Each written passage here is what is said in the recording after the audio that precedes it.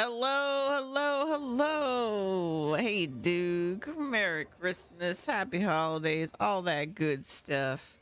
We're playing Path of Exile 2 today. I am an Act 3 Cruel with my Rangers, so we should be making it to endgame today. Yeah, and then this will be my final stream of my marathon, I guess. Because I'm going to take a few days off. And then we're going to get back on a normal schedule after today.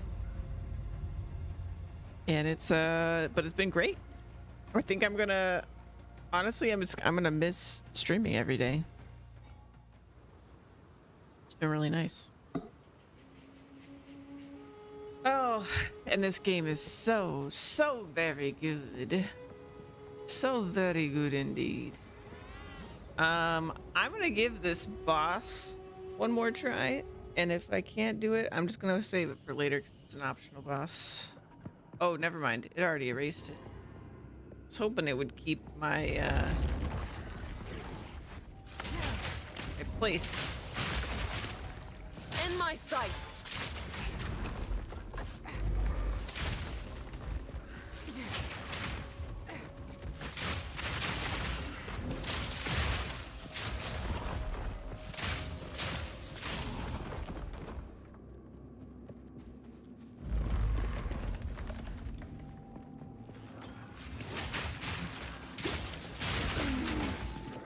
We'll get it all again.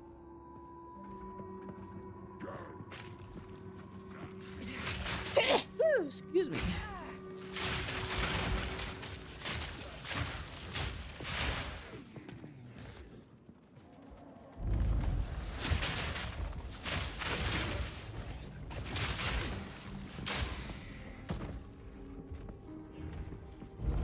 I feel like my mana usage has gone way up, but I think I just lost an item at some point that was giving me mana on kill or something like that.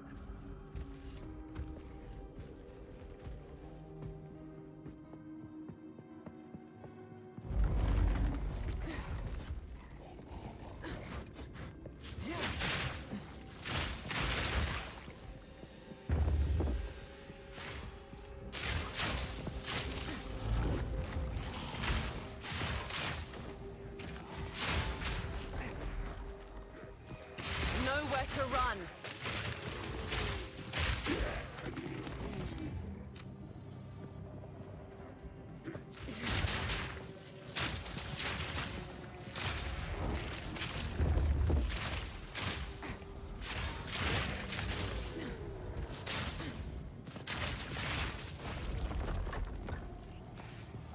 Another soul core. Are there more doors? Wait, another one. Wait, do I have two of them?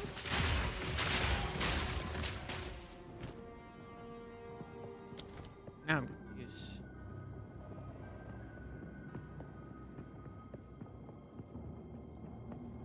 Oh, is this remembered to be opened, maybe?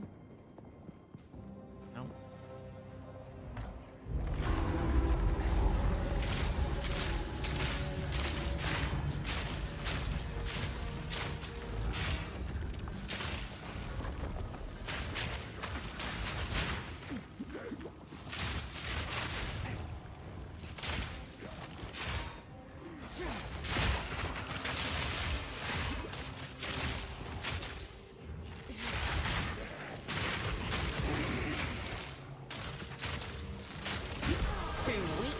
Too slow. Alrighty. I grabbed this as well.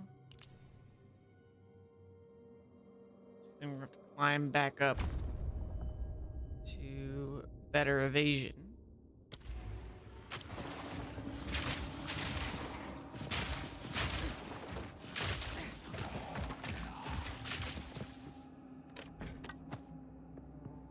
Now this is a find. A Baal ruin that hasn't been looted?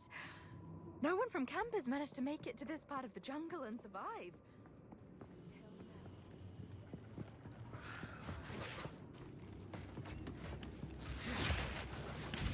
Bones to dust.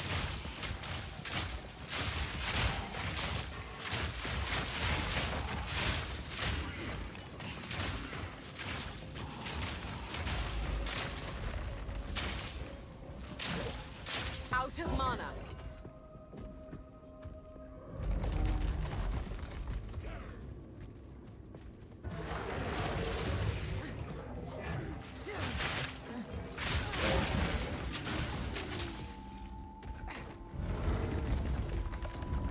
I do wonder what I'm gonna do about mana on this character.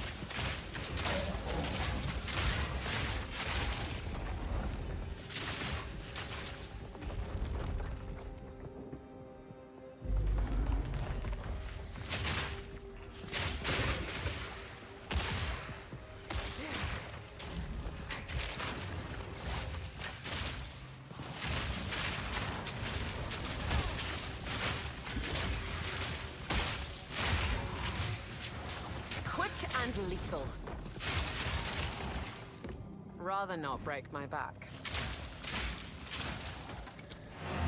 Here we go. Here we go.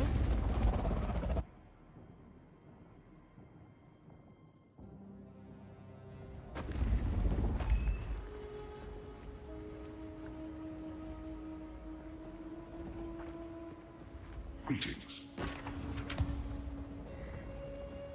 Still alive.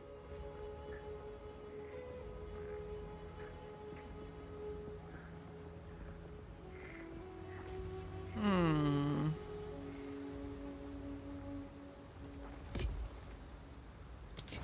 Be wary.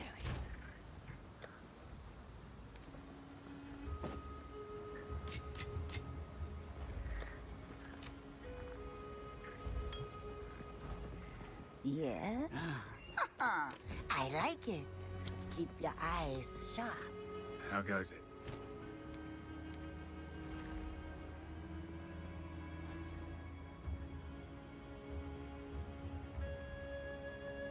Ba-dum, ba-dum, ba-dum. Pretty good. A T6 added physical. Good.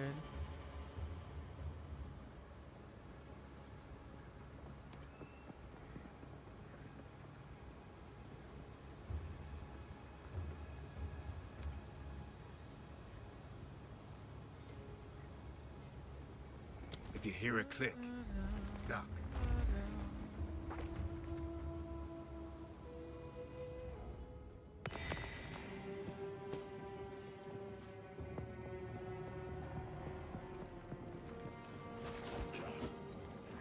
Return to death.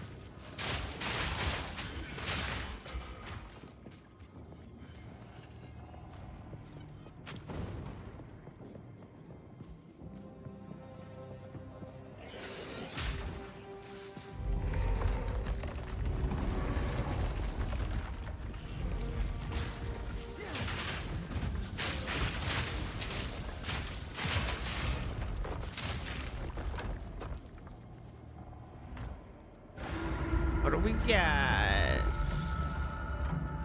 Okay, yeah, this boss. I might not do this boss right now, but I'm gonna give it a shot.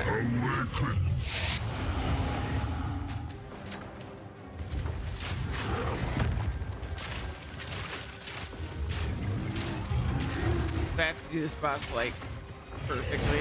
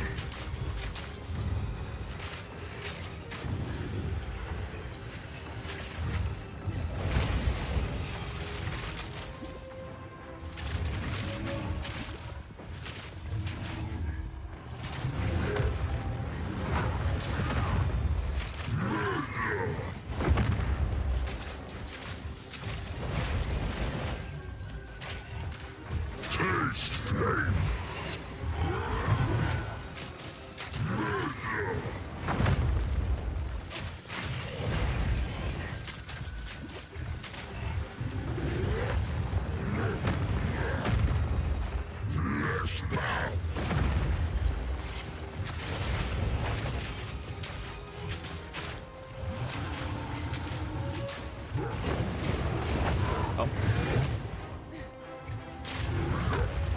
Yeah, there it is. Yep. That's kind of what I expected.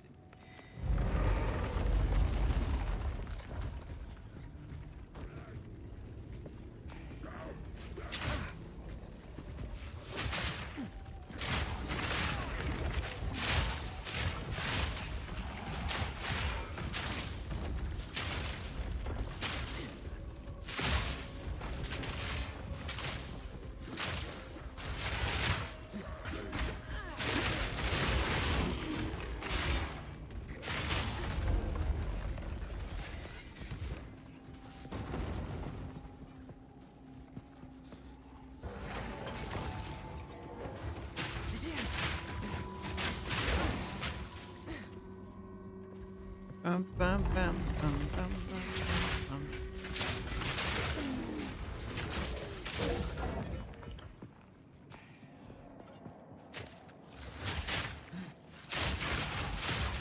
Suffocate!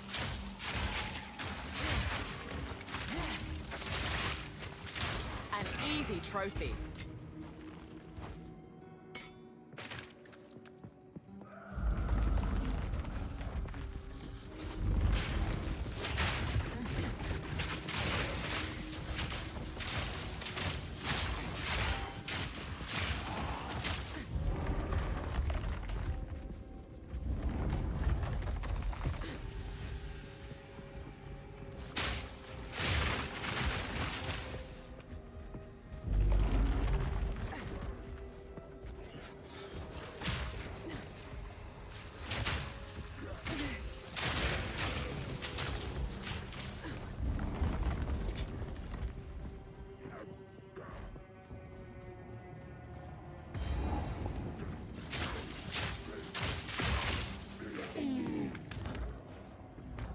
Possessions don't interest me, but perhaps this will be put to good use.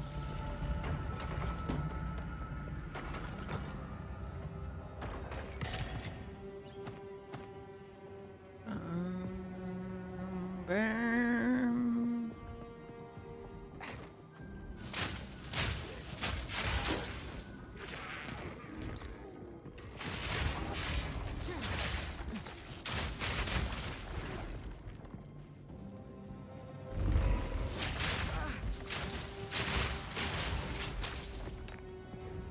Ruby charm.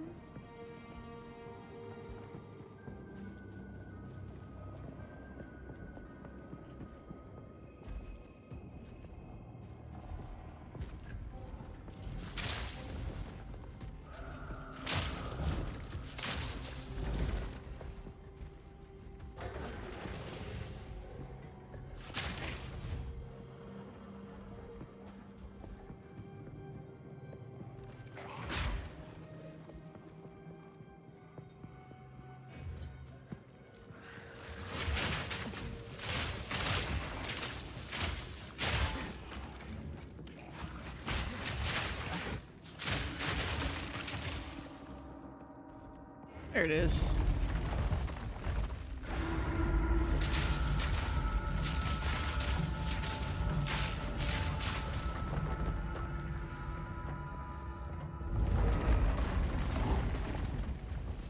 Found it.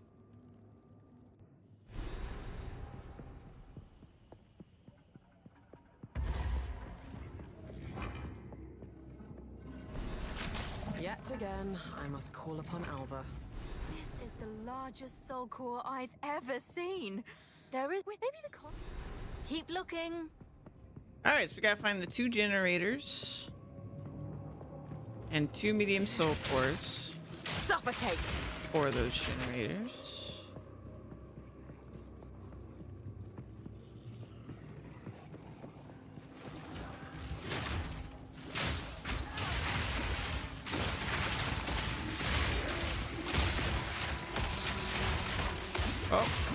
Oh, I'm frozen.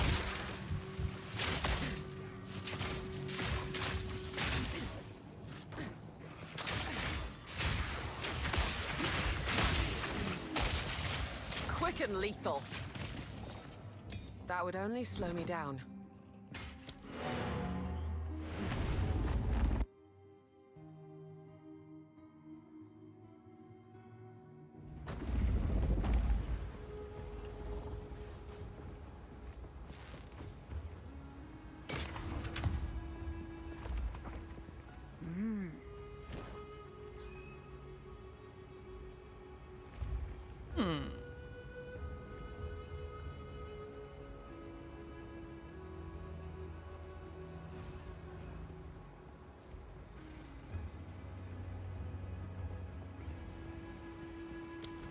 Take your time. I'll take it.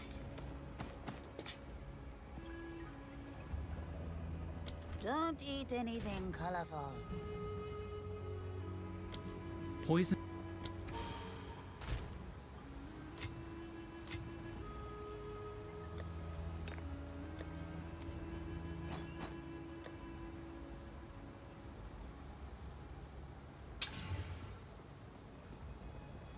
Okay.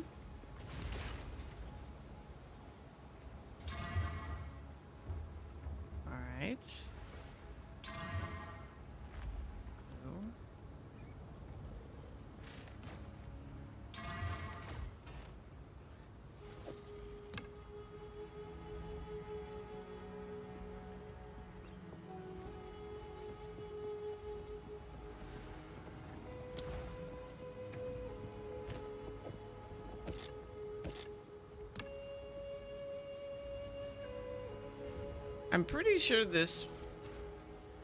Well... I was gonna say, I'm pretty sure this would be better, but maybe not. What do you Probably shouldn't need? have Don't eat done anything to colorful. it. Need to stop using my exalts. I just regret using them. Yet again, I must call upon Alva.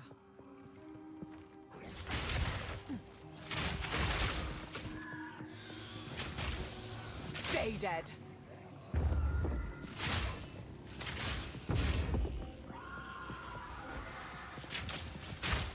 Hey, happy holidays, Titans. Welcome in.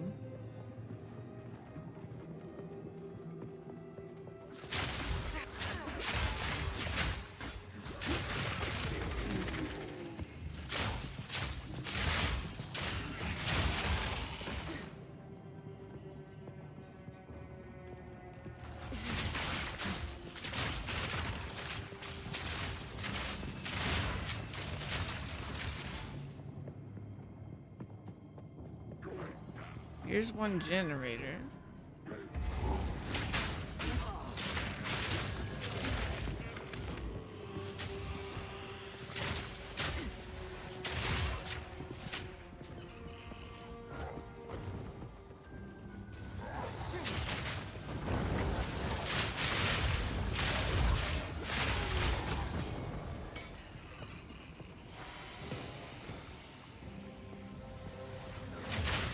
Oof.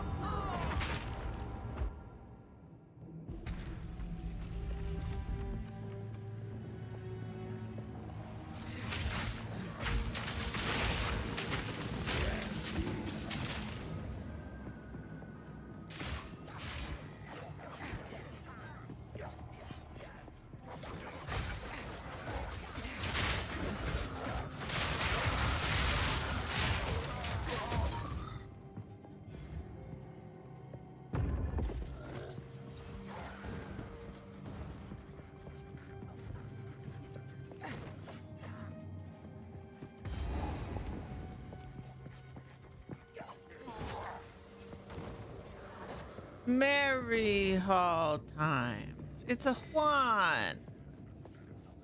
Merry Christmas. This is my toxic ranger right now. This Here, soul core is larger. in the final I act wonder in what it's Cruel. So we're almost Face me! to end game on this character. Powering up an ancient generator. What could go wrong? I don't trust this thing. Best keep moving.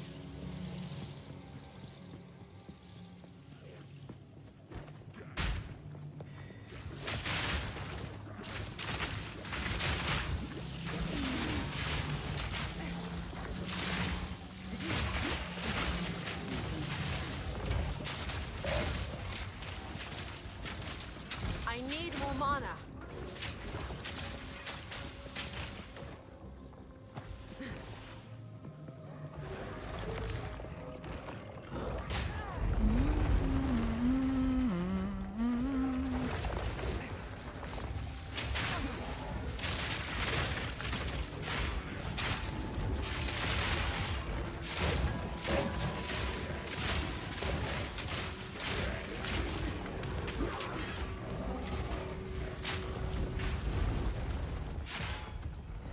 Run! Find the other generator.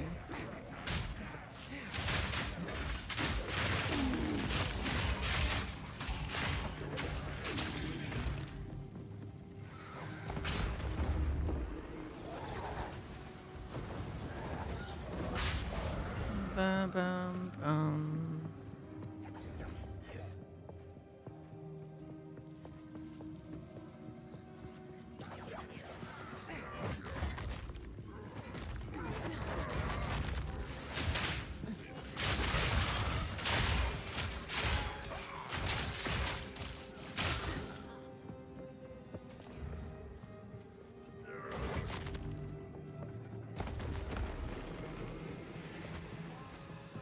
I've ever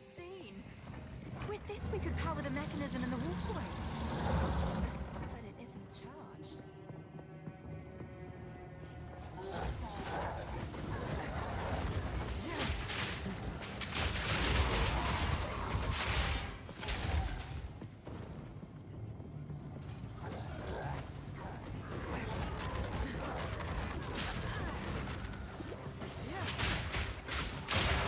Burst!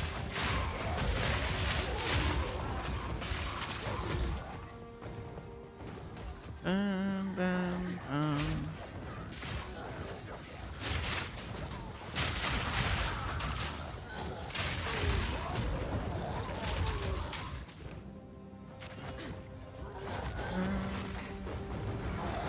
I'm trapped. Bum. There we go.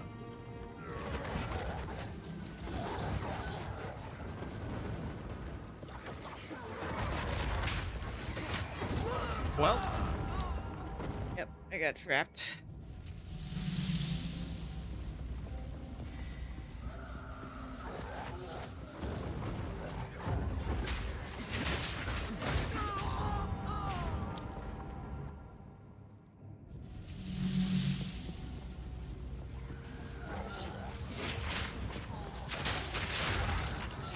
It's because my evasion is lower because I finally took that node and I'm used to it being higher.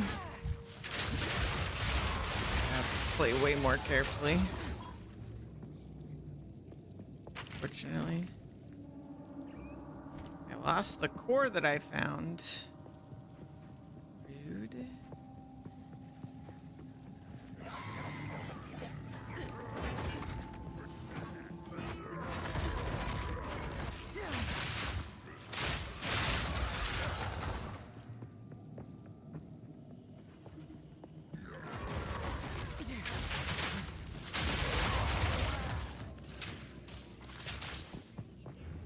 With this, you could power the mechanism in the waterways. But it isn't charged.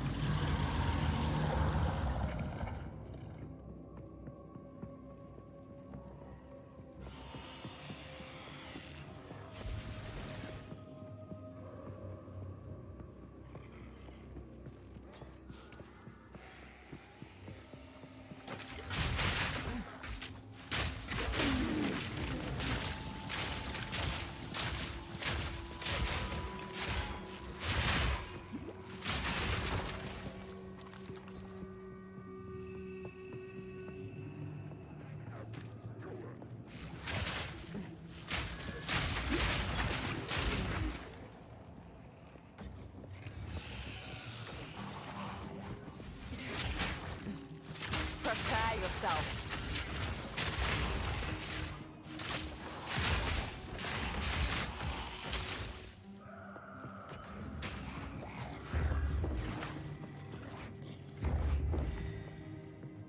Oh, there's one. Or here's the generator.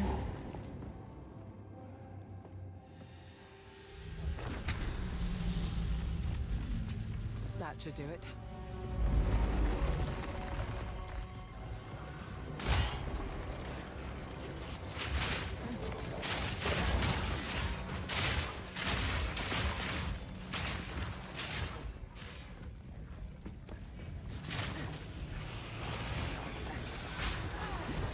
Well.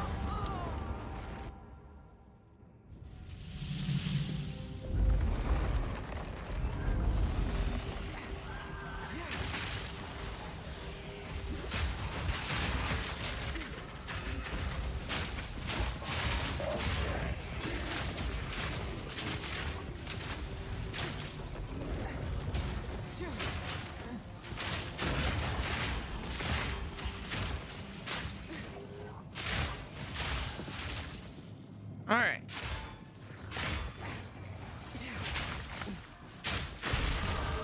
Let's go. All right, so I should be able to get a little bit more. I think it's better to go towards this because that's 5%. Okay, we're gonna go towards this one.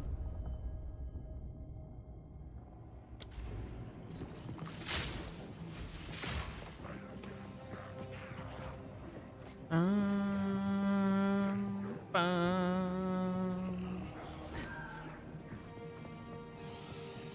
Bum, bum, bum.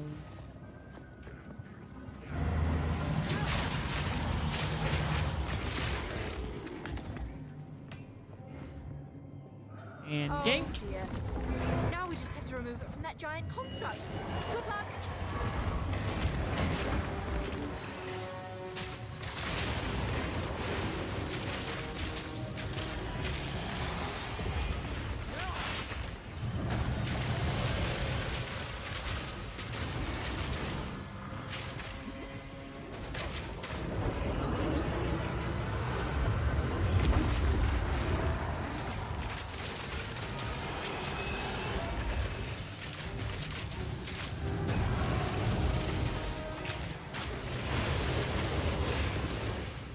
Burst!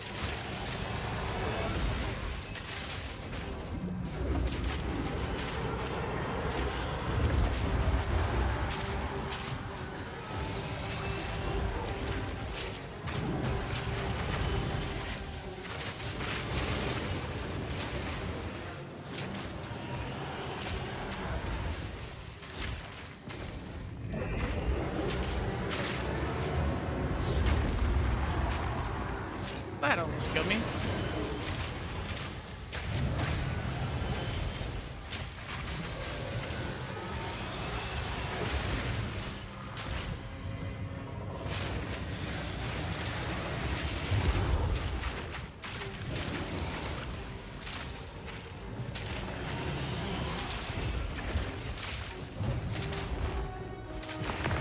There we go. You should have shared. Now the core is mine. Got no pack space for that. Back to camp.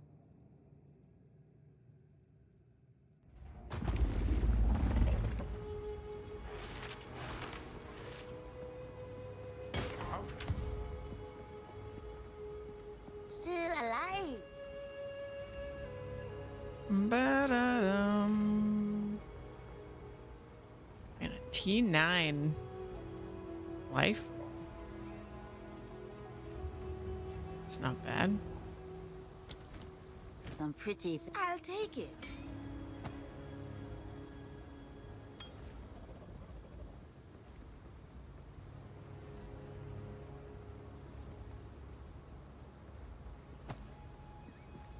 I'll take it. Don't drink the water.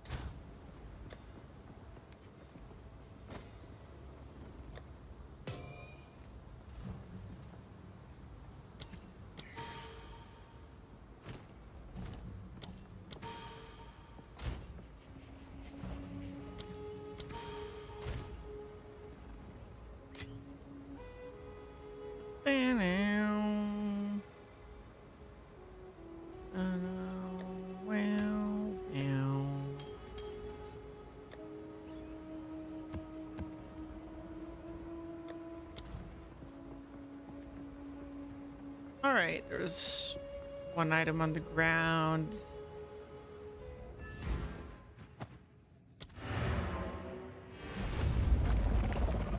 And we need to go put the rock in the hole.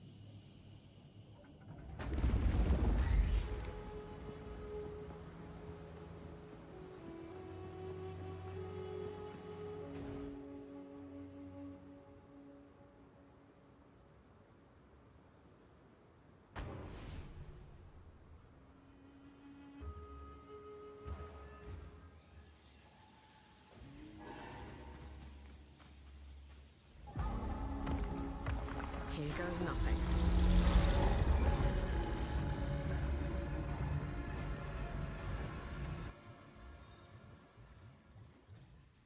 To the waterways. No mercy.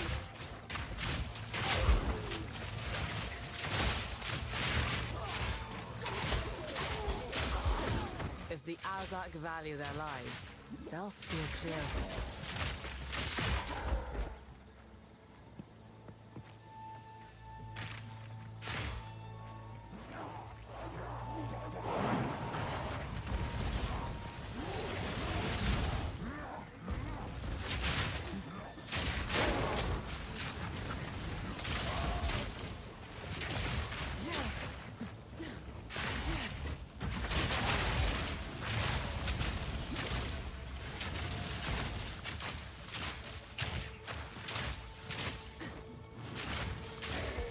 Dragon lethal.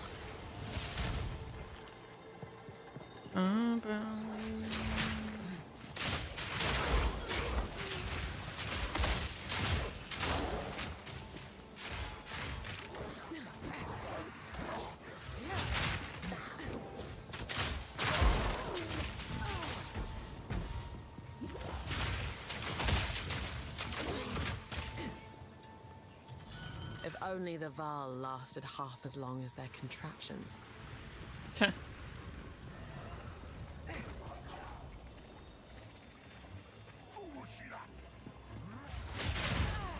Uh-oh.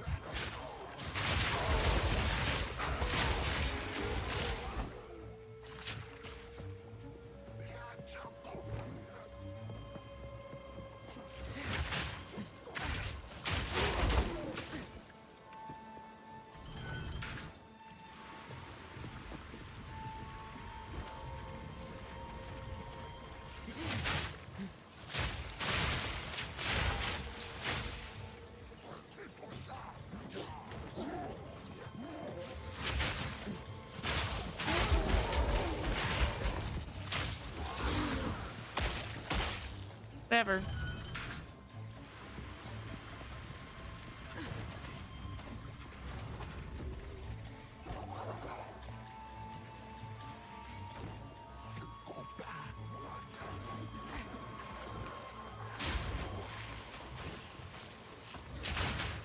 Suffocate!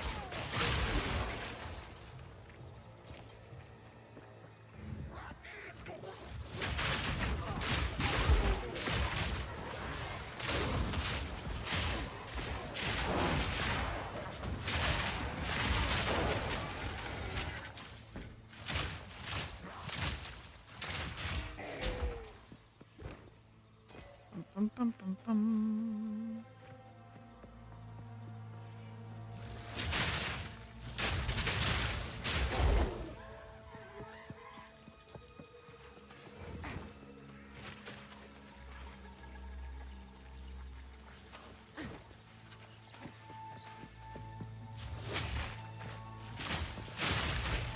Uh-oh. I think I went backwards at some point. No mana.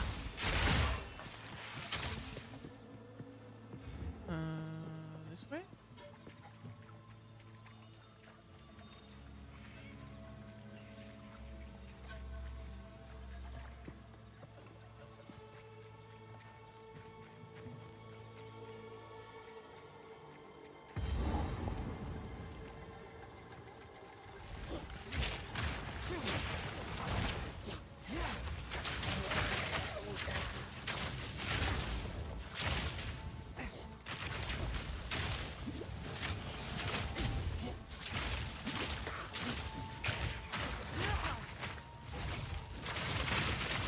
Barely broke a sweat.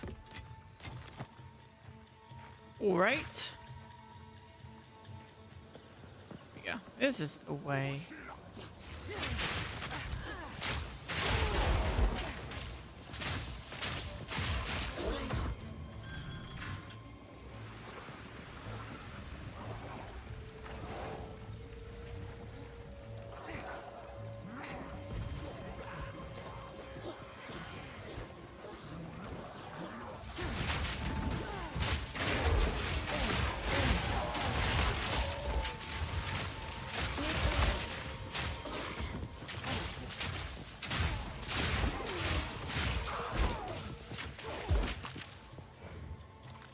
Yeah, we need mana regen from somewhere.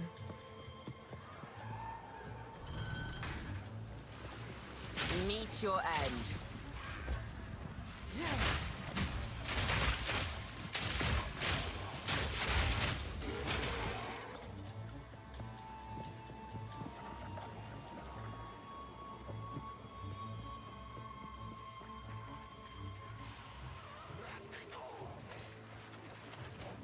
Hey, Merry Christmas, Happy Holidays, Lola.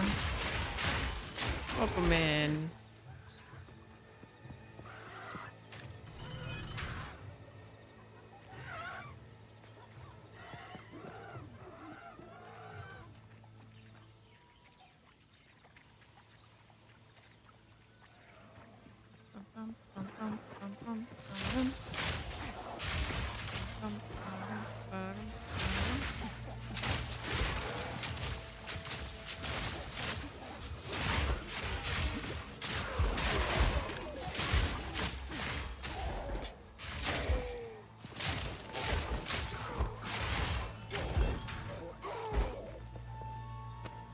We are working on getting my ranger to the end game.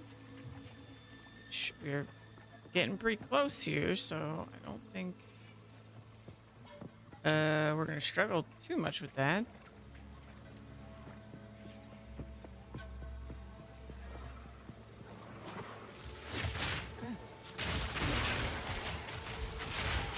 I have to decide what I do after we get this character to end game. Oh boy. Spoke too soon.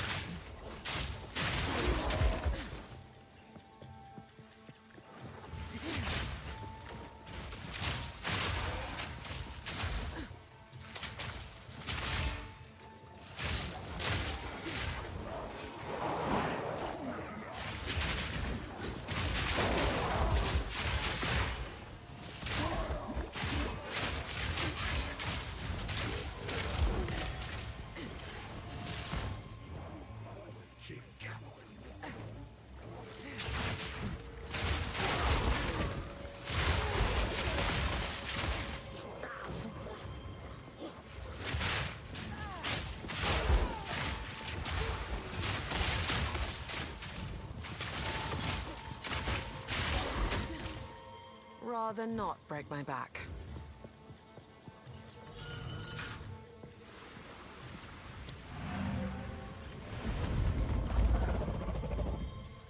Okay. What are you up to, Lola? Well, you're too sweet. Quickly. Let's Yes? see.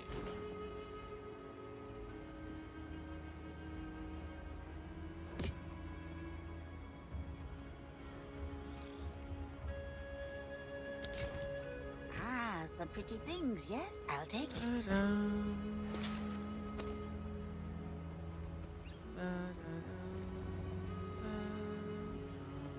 Be wary.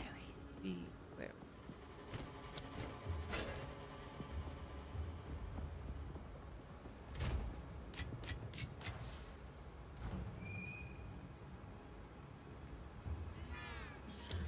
Spiral volley. Magnetic salvo targets every.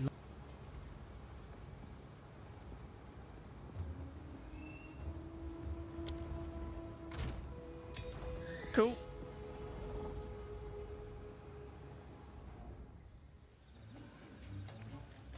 In my sights!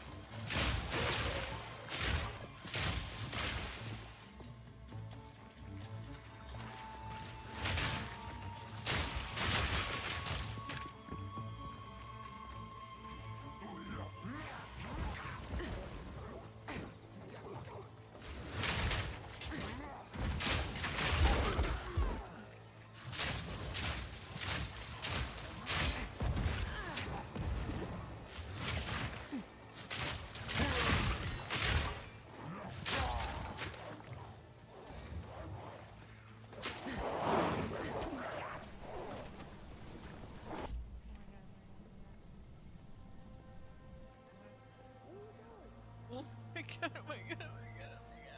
Where you go? Oh my god, oh my god, oh my god, oh my god, oh my god, oh my god, oh my god, oh my god. Oh my god, oh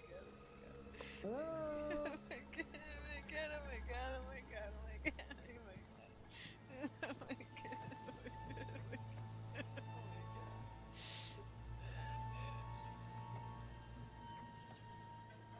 How do you always return to this spot in fetal position? To get goodies over the holidays. Santa PLS. Lola, thank you so much. I love that alert. But also, that's so much. That's so generous. Thank you so much.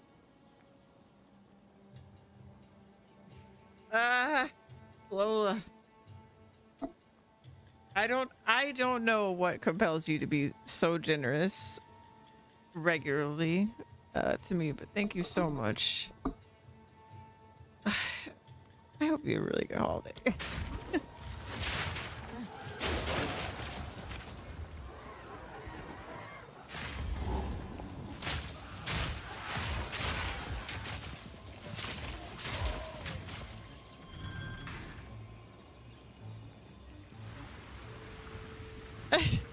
I'm sorry. It's good. It's good. It's good crying, baby. I don't know. It's fine. Thank you. Thank you.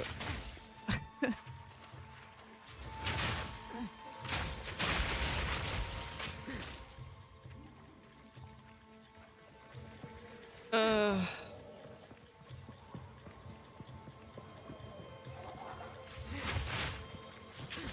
I shall put you down.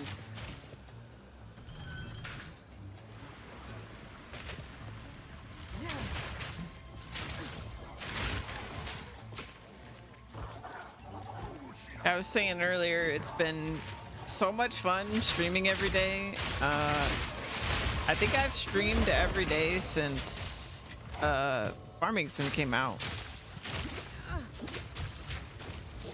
I don't know if there was any reason I missed a day or something since then. Some food goodies or a coffee maker. All right, yeah.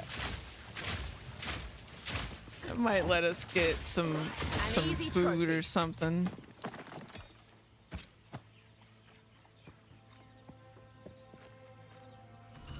Coffee maker would be nice. Thank you so much. Let's see. But yeah, it's been so nice streaming every day.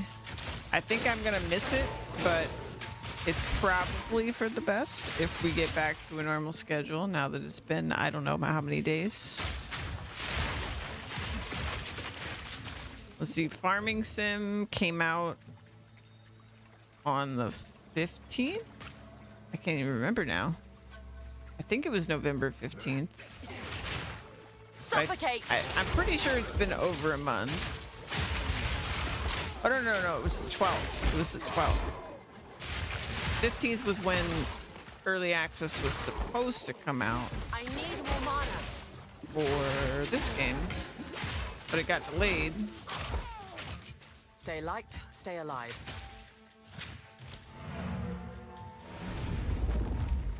So yeah, we've been going pretty hard.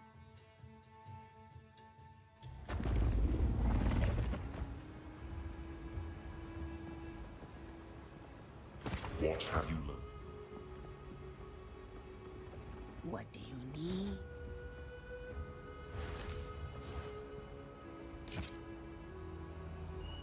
Keep your eyes sharp. Keep your eyes sharp.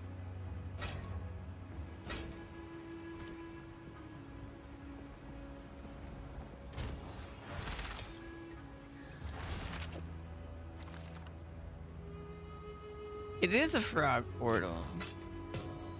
It is. I decided to change which portal this character was using. It's a pizzadia. Be wary. Frog seemed appropriate since she said it's sort of it looks like a toxic toad. Oh, don't die. We're so much squishier because my evasion's lower. It's so disgusting.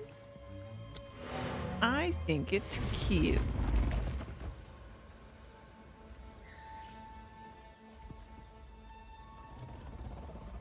And then we go inside its mouth.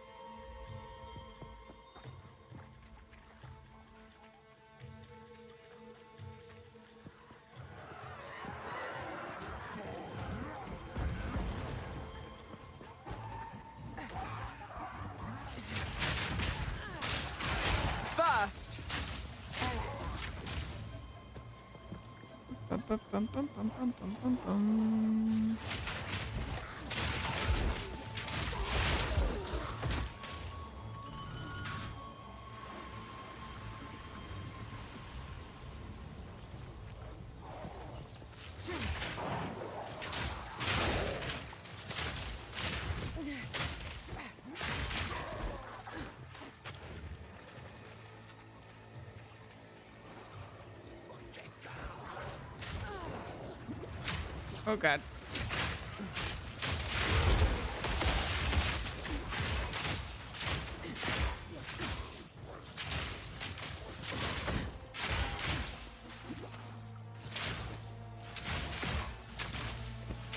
Yeah, we need to get our evasion back very quickly.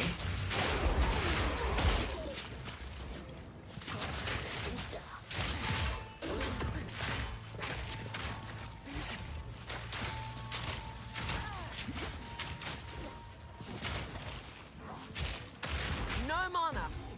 Oh boy.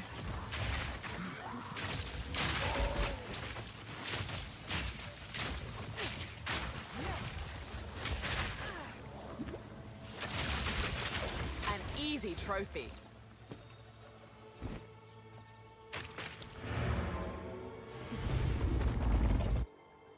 Ba-da-dum, bum, bum.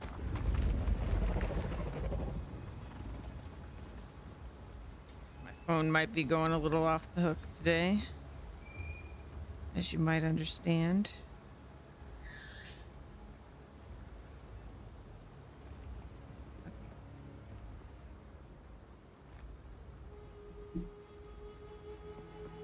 Ba-do-da. Still alive.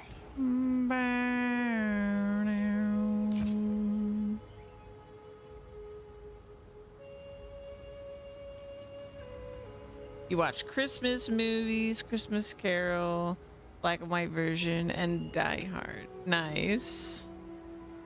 We were gonna watch Christmas movies last night, but because of me, we didn't, because I was just in bed with my ankle. There wasn't like a Take comfortable your way time, for us it's to a do deal. it.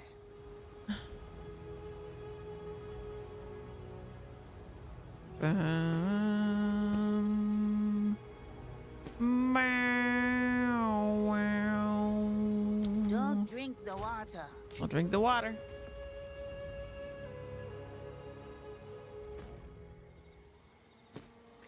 Thinking tomorrow we're gonna like do our, or not tomorrow, day after tomorrow, we're gonna do our proper Christmas celebration. And probably also watch some Christmas movies.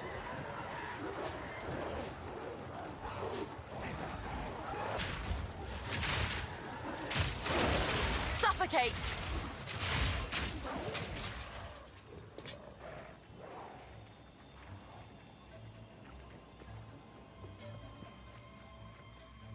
Die Hard. Sounds like a Christmas movie to me.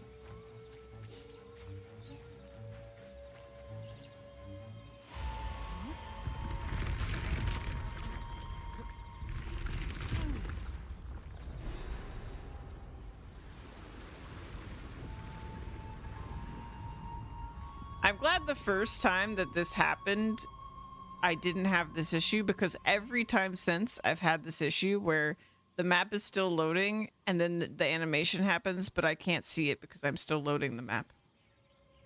So I'm glad that I saw it the first time.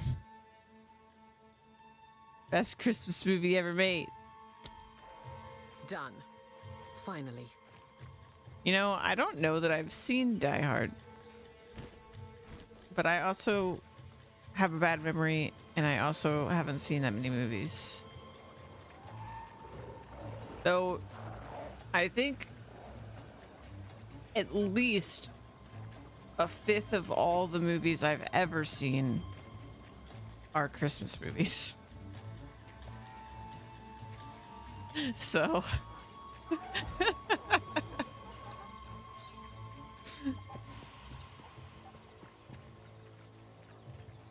Right next to Rudolph. I missed something obvious. I did.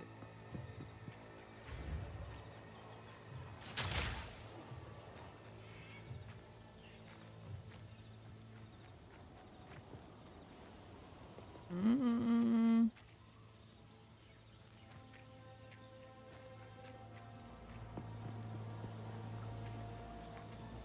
Uh-oh. I forgot how this part works. Oh, return to the encampment.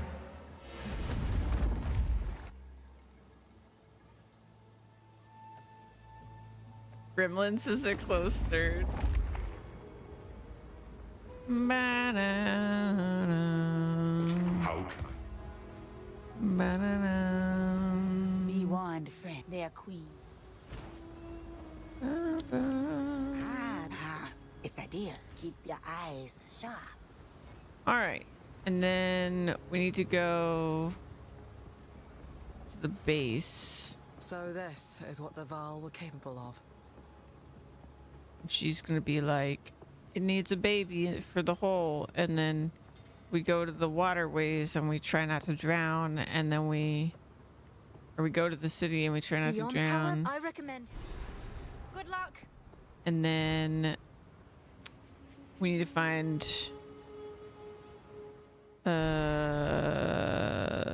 Apex of Filth. Nature has reclaimed the city. Other watches Grinch. Oh, I'm gonna sneeze.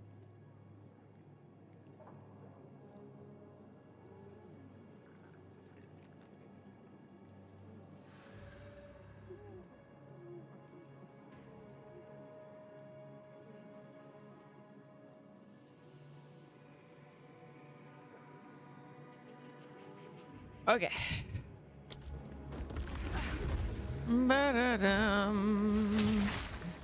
Monstrosity!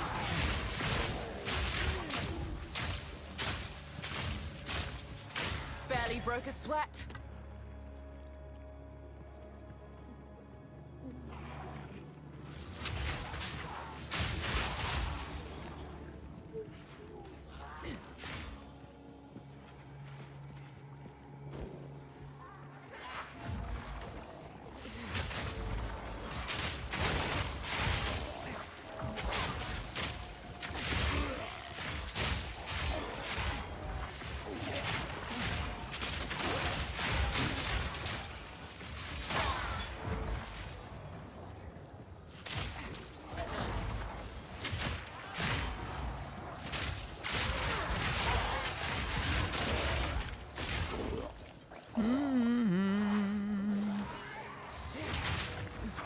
Oh god, why can't I move?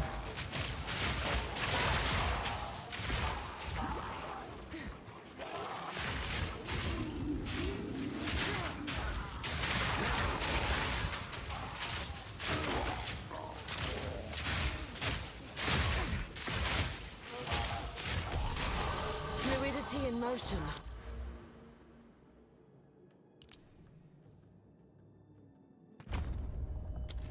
Mastery in action.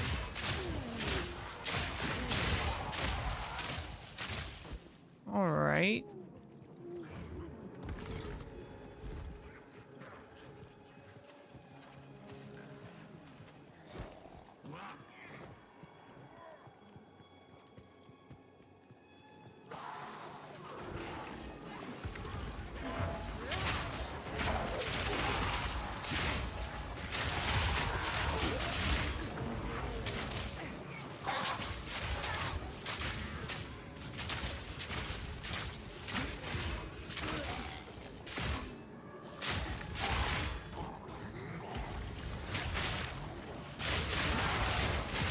Yeah, playing this has really made me want to play another Souls game. Suffocate.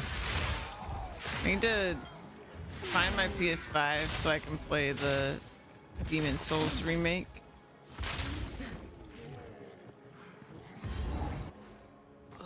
Started that like Degenerate forever creations. ago. Got distracted, never went back to it.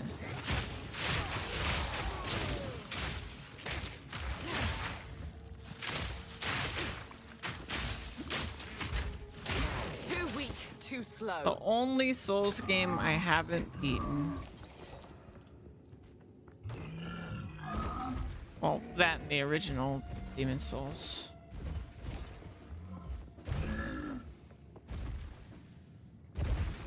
Oh, you're yellow.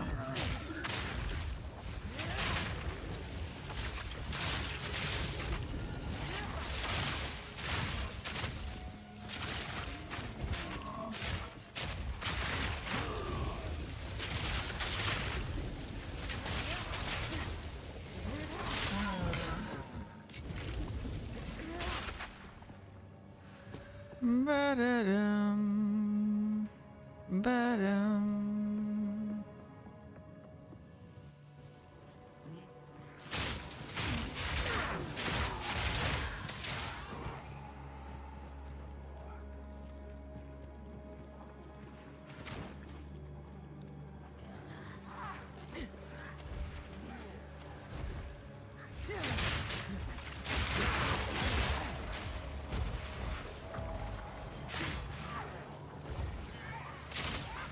That was almost terrible.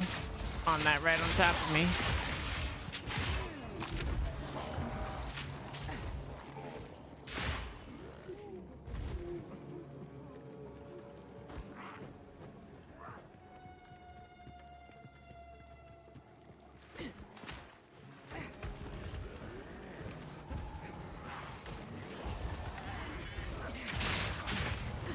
Suffocate!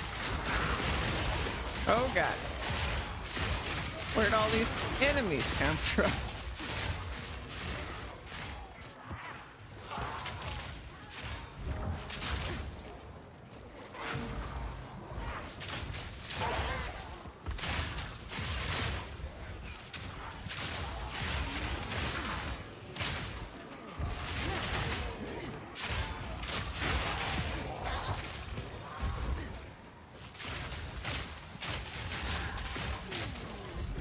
An easy trophy.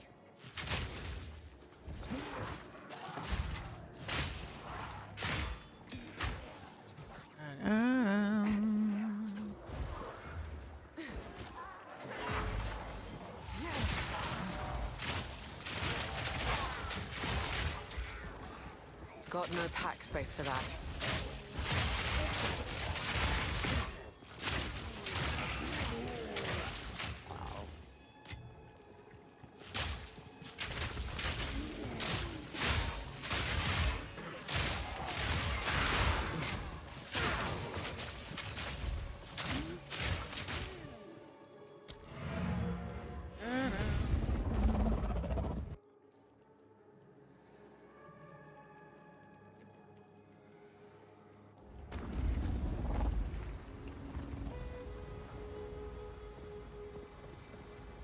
Greetings.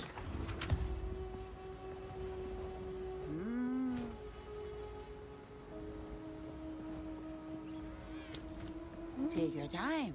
Ah, my tribe could use that.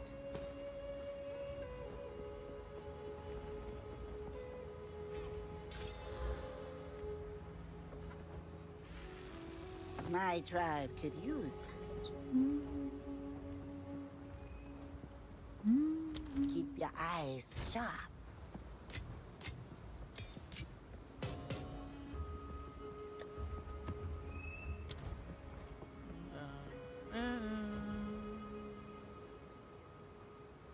Ba-doo-dum.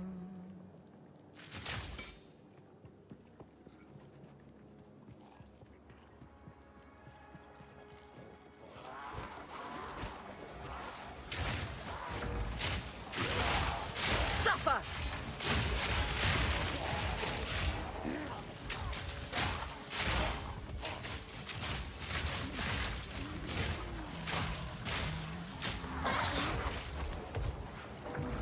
So many of you, river hags. Oh god!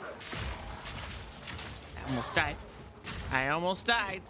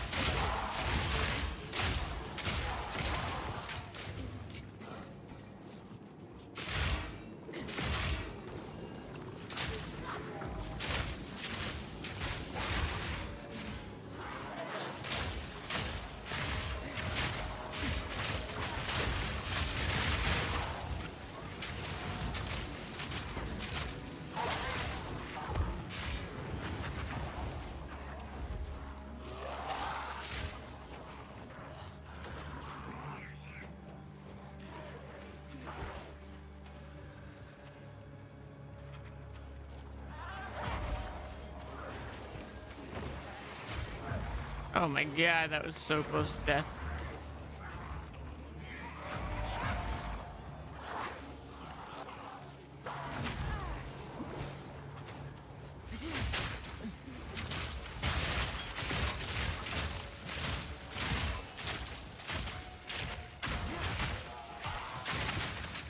Out of mana.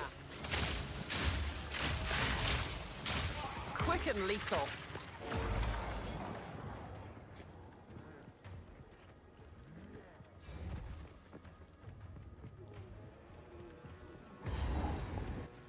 The stink. How could they live like this?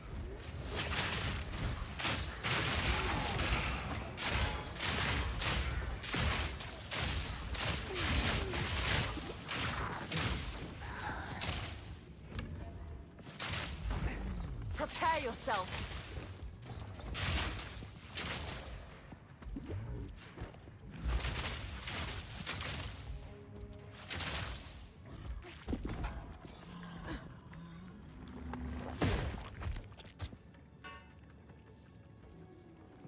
Ba-doo-dum, ba-dum.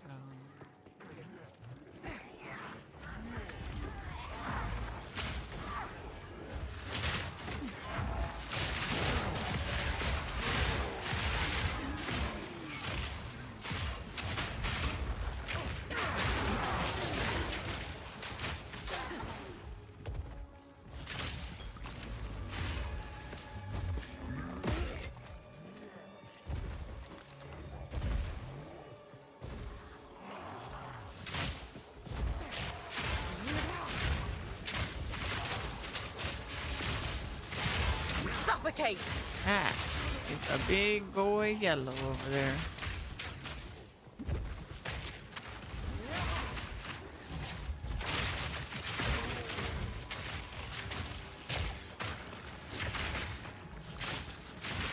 An easy trophy.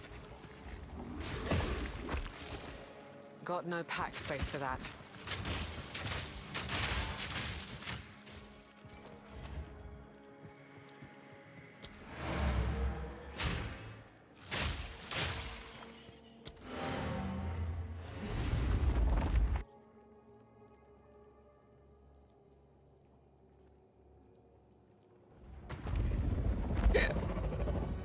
Excuse me, hiccup. Greeting. Yes?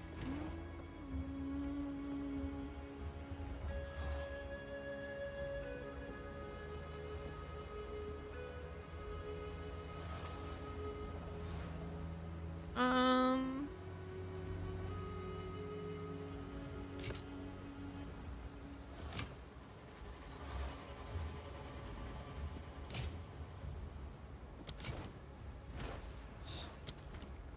Some odds and ends we've. I'll take it. Don't drink the water. Oh, drink the water.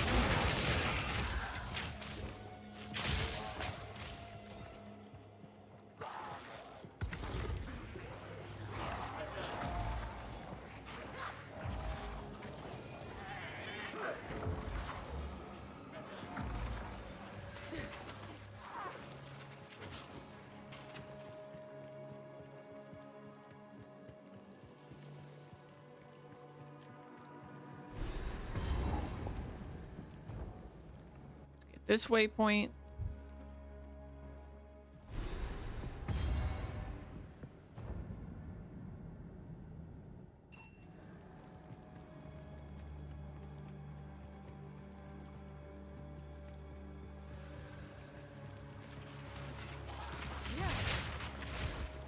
first.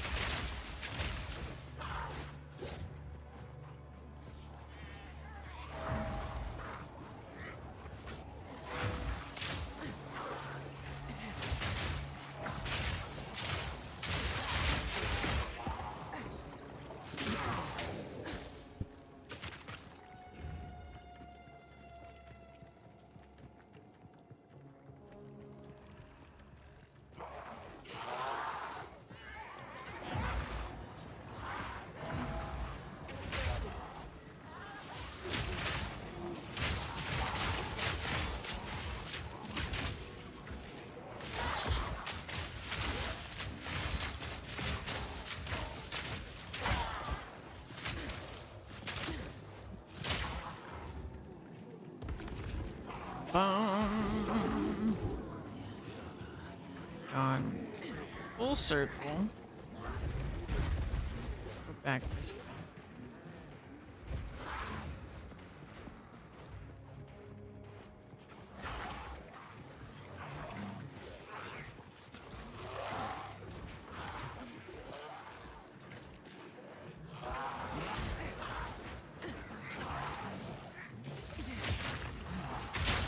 Supper.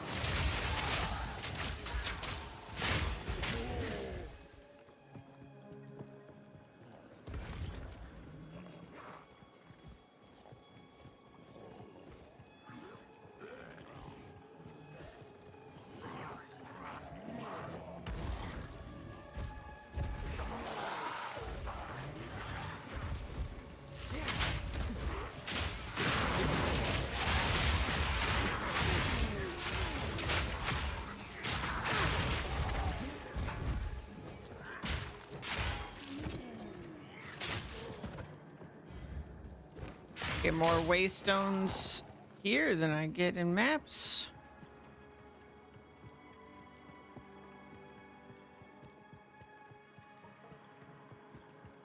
I do have to go the other way.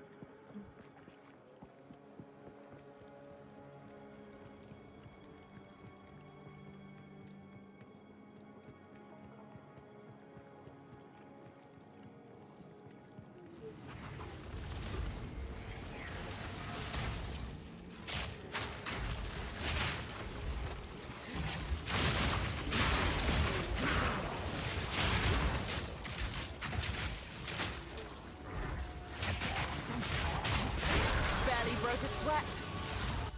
Leveled up so much in this area. Okay, so this gets us all the way up to 61%. So that's pretty good. If we go over here,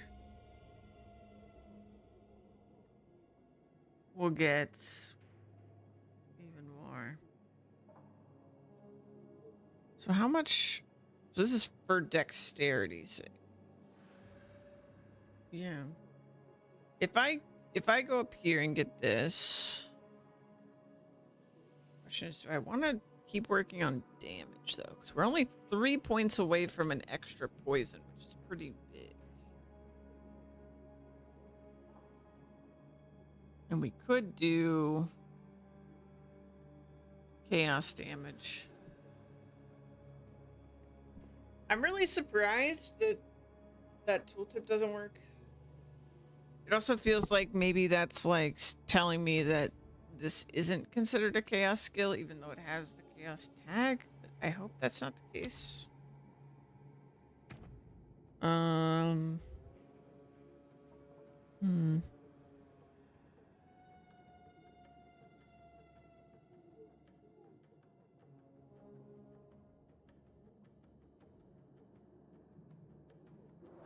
There's so much I want, but I just don't know that what I'm actually gonna end up with at the end here.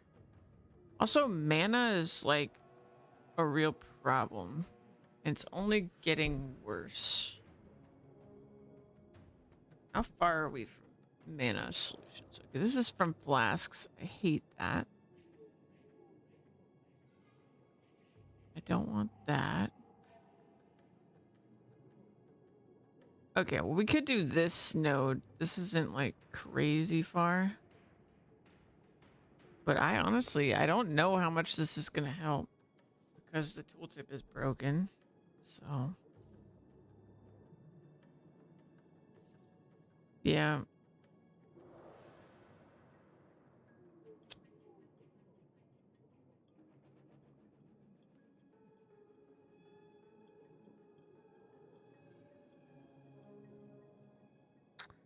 Well, we could go mana leech. That's over here.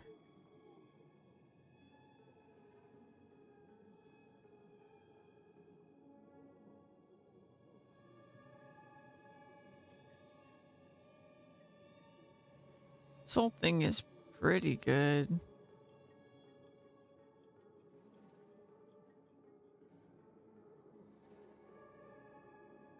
Unaffected by chill while leeching mana seems nice. Oh, and there's a resistance over here.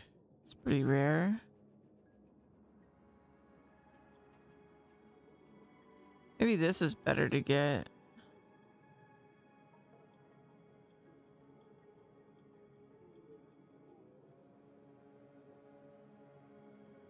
Yeah, there's so much flask stuff, but I just don't want to be reliant on my flasks.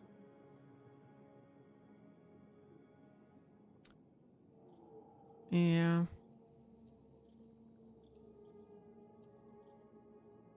That doesn't give us as much speed, so I feel like I'm not actually going to get this. Falcon dive. I think I'm just gonna go for this one. But yeah, if I don't solve the mana, then the attack speed's not gonna help us. But right now I'm still more concerned about my evasion. So I think I'm gonna do this. My next 3 points are gonna go here. And then I have to decide if we want to try to get one more poison next. Like attack speed or more blind effect. If we're gonna start heading towards this mana node. I don't know. I don't know what I'm gonna do. I don't know.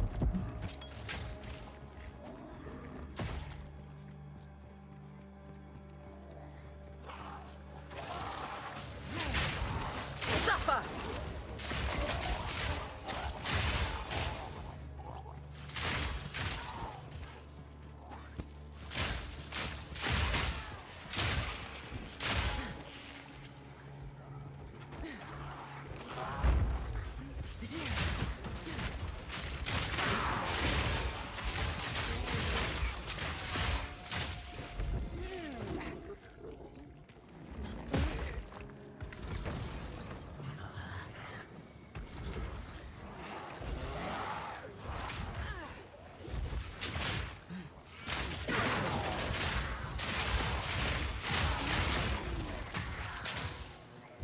That would only slow me down.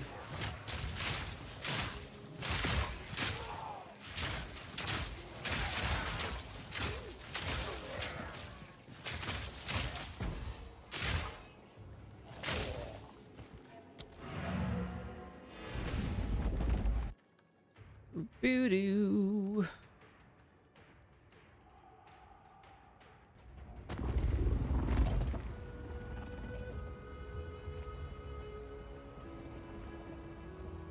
How can I? Yes?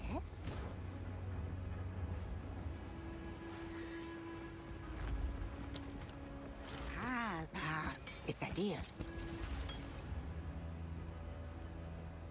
Hmm.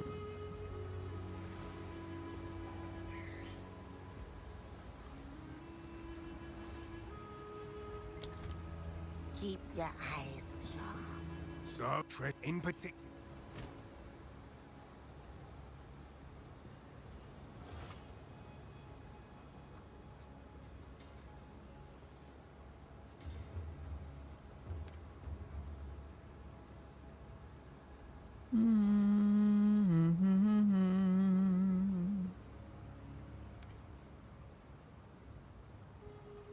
Ooh.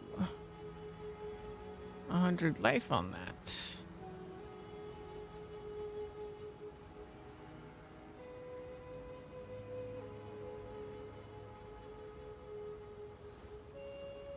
14 chaos res on that.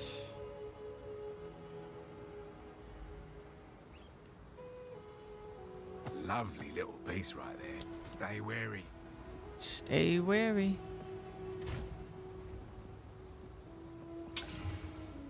What?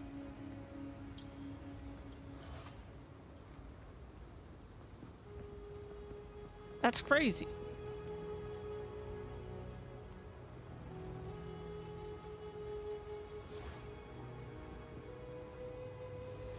It doesn't have movement speed though.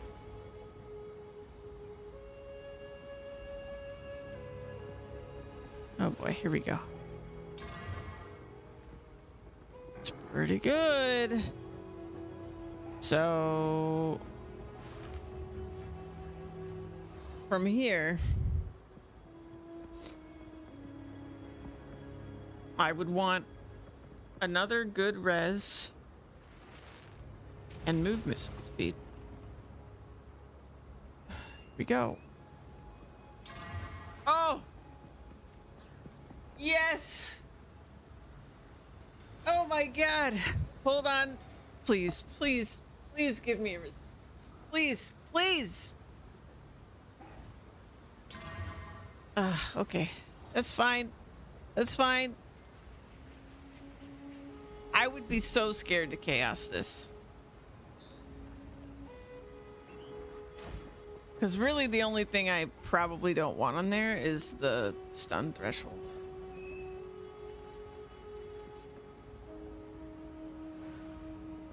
We do lose some decks, but damn.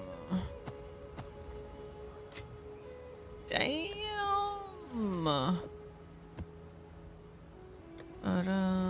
Ba-dum. Fire Exalt so... I need more. Also, like, running low on armor scraps.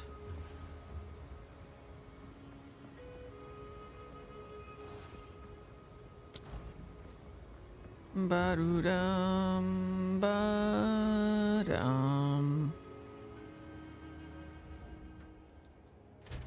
What's that put us at anyway? Wait, we lowered our evasion? Whoa, whoa. It's going all over the place. Oh, it's because of this. Okay, that's fine. I mean, it's not, but it's fine. Supplicate!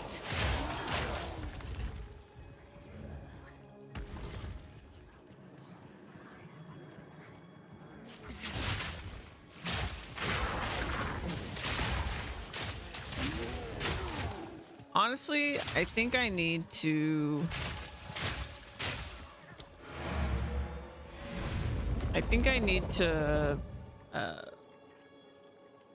refund the evasion thing.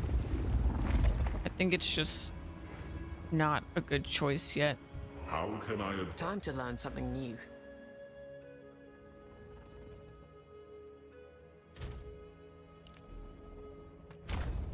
Yeah, because now we're at 86.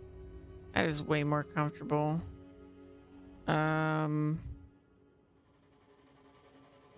Yeah. And then we'll go duration.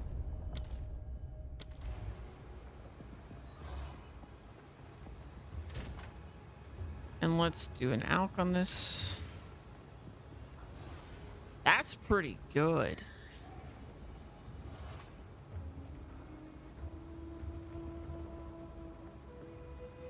I think... Yeah, okay, so it's very hard to tell. Is that extra fire in particular?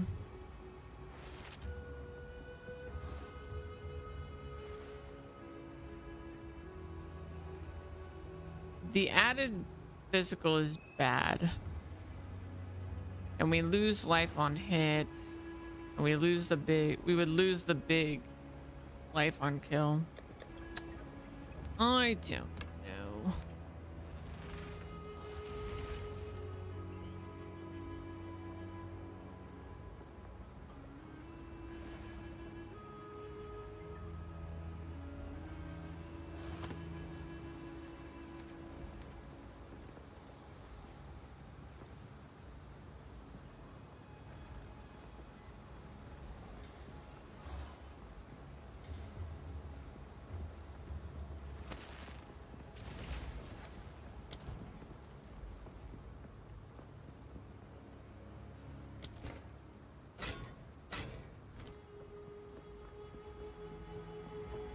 It gives us a couple that I could immediately use. Honestly. Oops. That back on.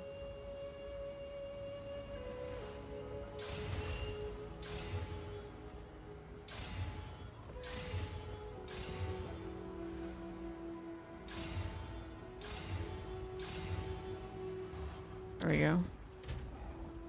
87% evasion. It's kind of wild.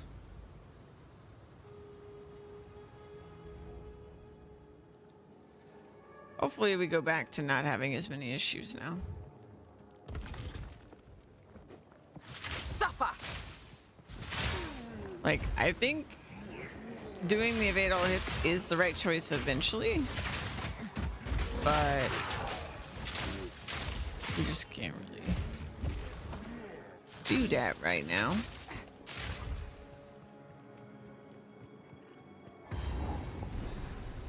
Here it is. We found it. It took forever.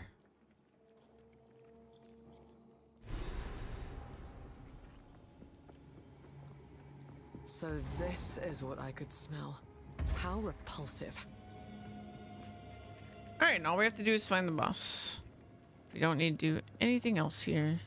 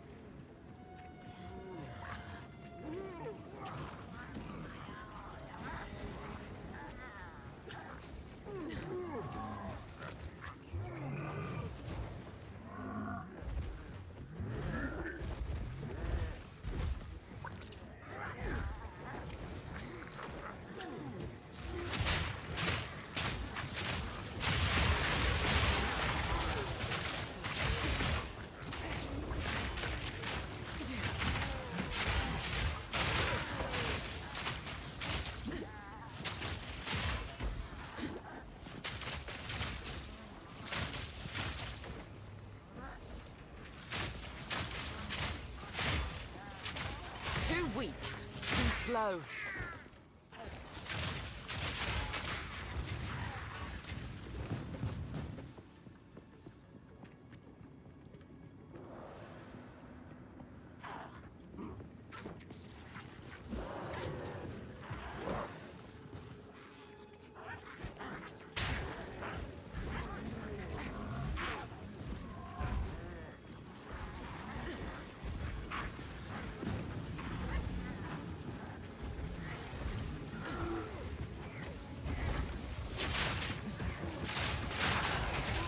Suffer!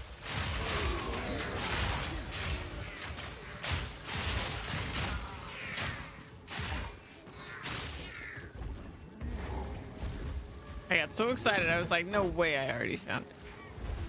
There's no, and there was no way. It's way further away from us.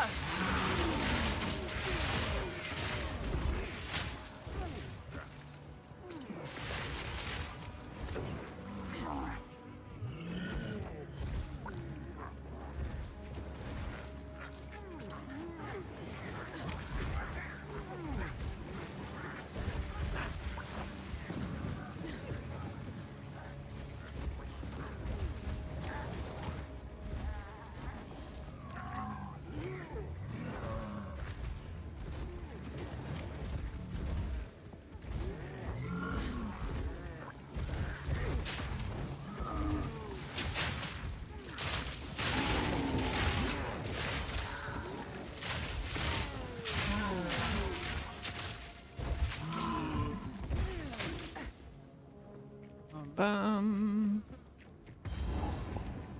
Find it? We found it. Let's go. My sons begged me to keep you as their new pet. I think I should have the first taste. I think not. Crunch. The second. Saga Queen. Legend. Common progeny.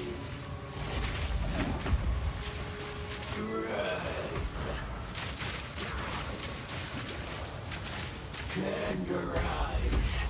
Oh. Weaken. Turn to filth. To me, my sons. Wrath of the brood. Flatten. Flatten. Rot. Crush. Oh God. Delicious.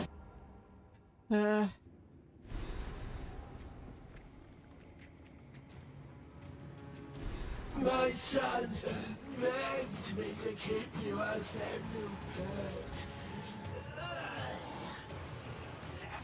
I think I should have the first taste. I think not. Suffocate!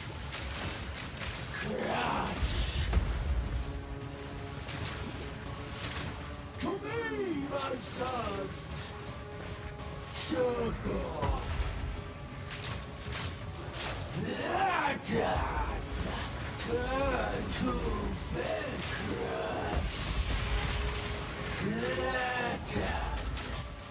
Burn. Flatten. To your queen. Turn to delicious. Okay. I smashed. My sons begged me to keep you as their new pet. I think I should have the first taste. I think not. Tenderize. It's a one shot for me. My sons begged me to I wish the arena was just a little bit bigger. It's very claustrophobic. I think I should have the first taste. I think not. So good. Turn to fish. Legend. To me, my sons. Crush. Wrath of the brood. Turn to fish.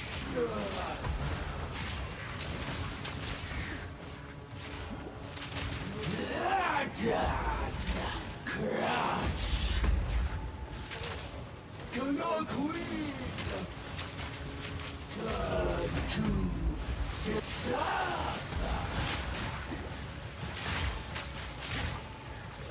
Sons, serve your queen.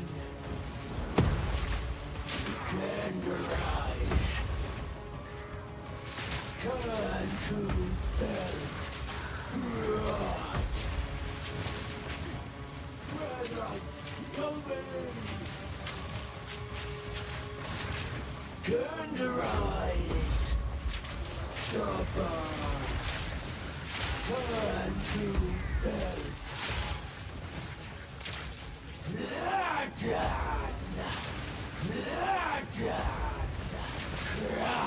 Damn it!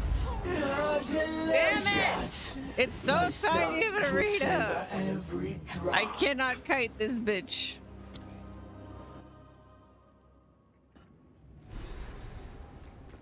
And everything is a one-shot. So bad. My sons begged me to keep you as their new pet. I think should have the first taste. I think not. Turn to Suffocate! so good.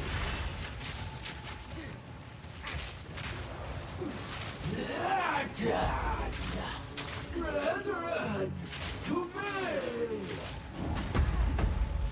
So good. Turn to filth. Grind you up. Drain. Latin. To your queen. Caress. Turn to filth. Rot. Latin.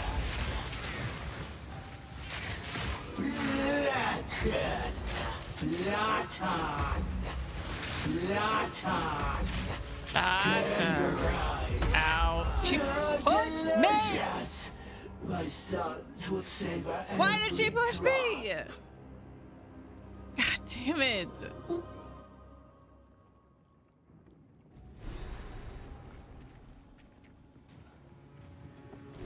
My sons begged me to keep you as their new pet. I think should have the first taste. I think not. Latin!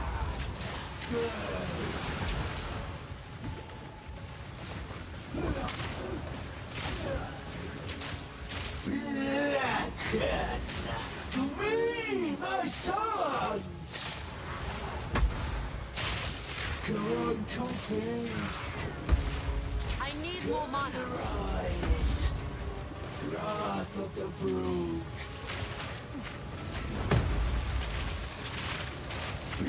Latin! Latin! Latin! Shut! Your creed! Latin! Caress! God damn it, dude. Yes! I can't. It's that one move, and she could use it so much. I can't do it. I can't. One mistake is all it takes. Begged me to keep you as their new pet.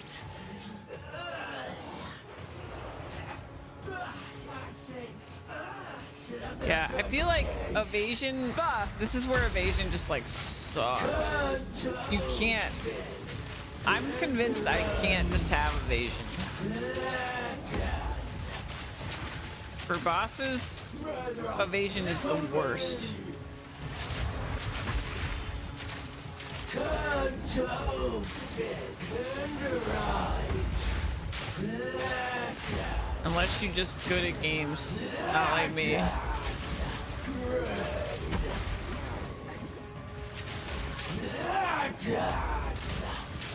Wrath of the brood. That almost one-shot me. Turn to fit suffer.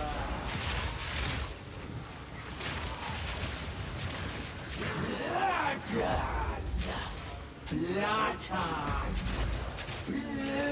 Platon! Turn to faith, turn to rise. Platon! Suffer! Brethren, to me! Platon!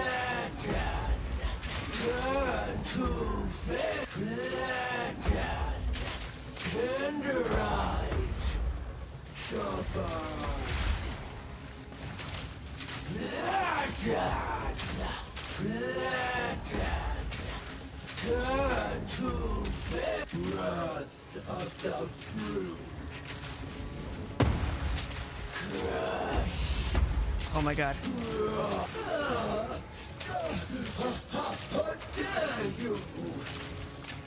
Oh, thank god.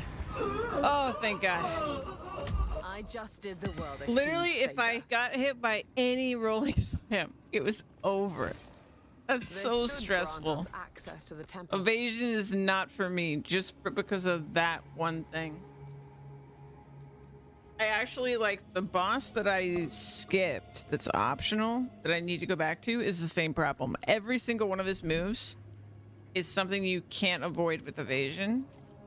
And since I have no actual damage mitigation outside of a little bit of, like, elemental resist, if it's physical hits like that, this character's just fucked. I just don't know. I feel like you just can't do all evasion unless you're just really, really good at games. But like I'm not. So I don't know that this character is gonna go very far, but we'll see. I'm hoping we don't get completely stomped by the final guy, because I think that's the only we got. Oh, actually no, we've got 2 more mandatory bosses. I think we've got the sun guy, and then we've got the final one. But like, oof. Quickly. Oof. Like, I've not had as much fun with like any of my other characters for pack clearing with this setup, like with this build, but for bosses, it is rough sometimes. It is so Take your rough. time. My tribe could use that. Ba-da-dum.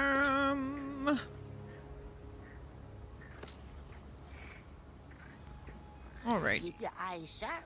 Keep your eyes sharp.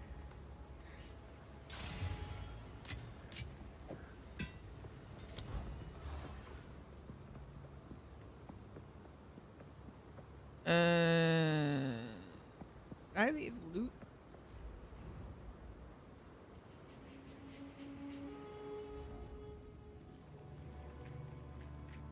No.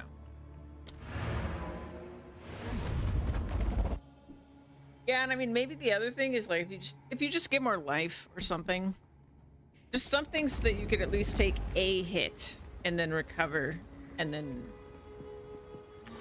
I don't know. And obviously, there's going to be hits you won't be able to take regardless, but. Oh, my foot. There we go. It's better.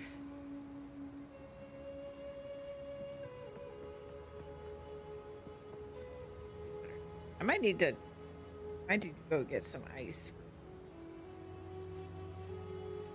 Don't really want to because I don't want to be cold, but at the same time,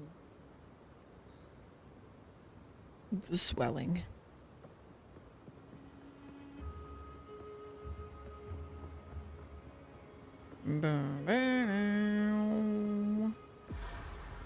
Baby. There we go. Baby in the hole.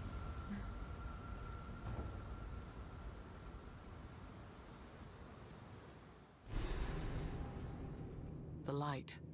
It's immense. Overwhelming. Immense.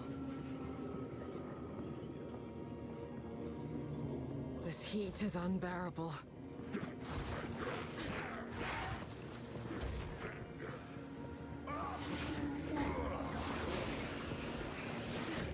Nowhere to run.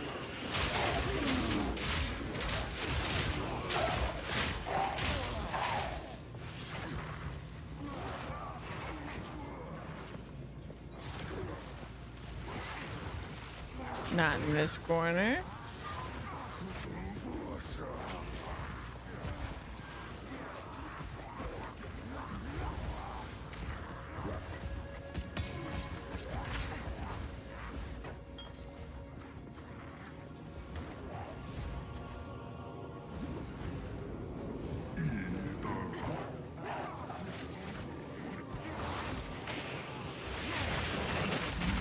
Oh, God. They exploded on me. I wasn't expecting that.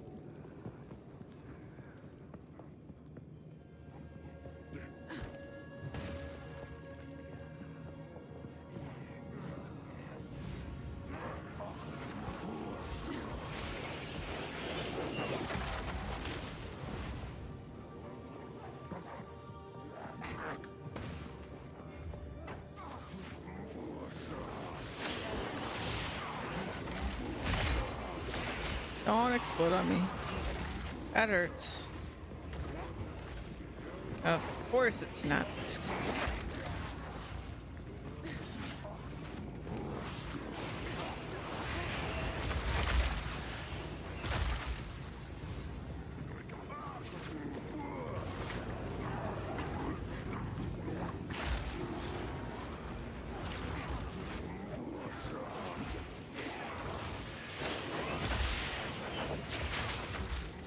Prepare yourself.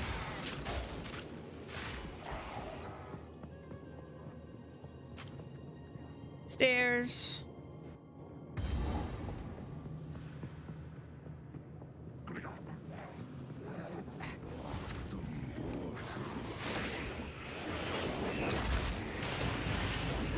Oh god.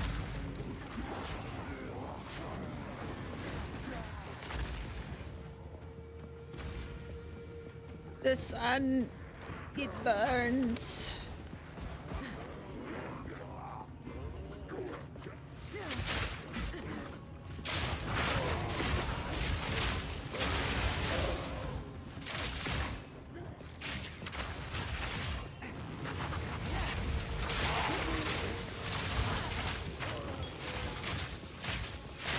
No mana.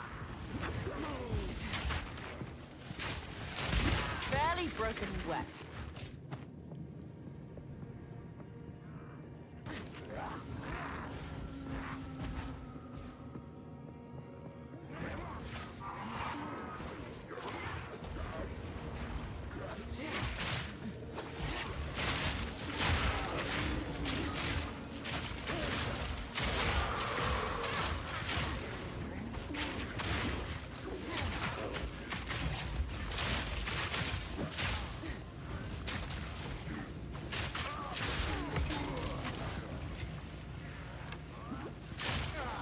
Suffocate!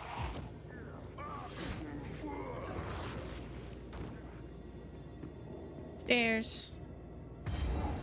Let's go. My flesh burns in your honor. O great God, let the sun curl your flesh. Can't Now you will see Euphoria.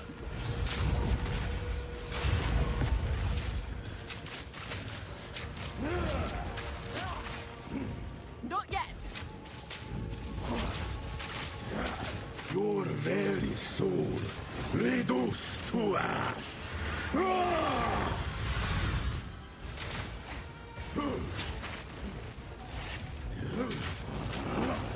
It radiates.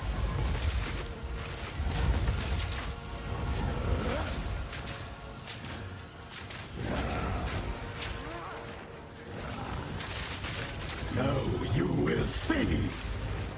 Touch of Copic. Touch of Copic. Euphoria.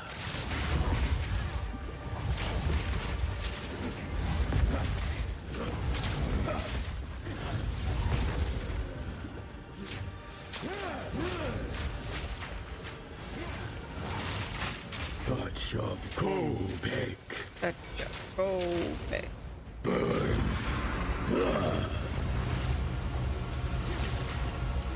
Sibak was embraced. Oh.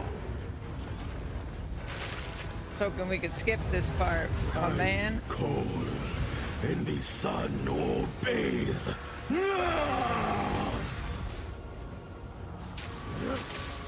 The heat radiates. Oh god.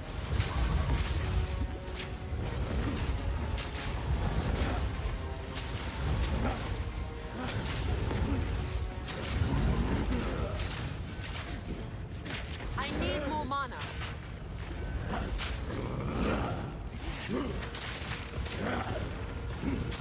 Your very soul reduced to ash.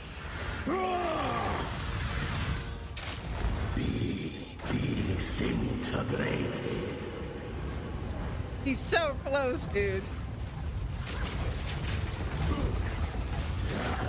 Now There it is. will I was like, return. Don't kill me on this invulnerable phase when you're that close. Eventually. Rude.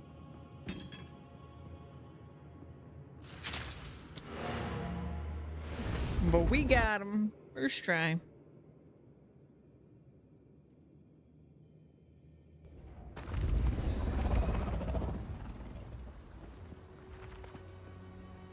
Quickly. Still alive.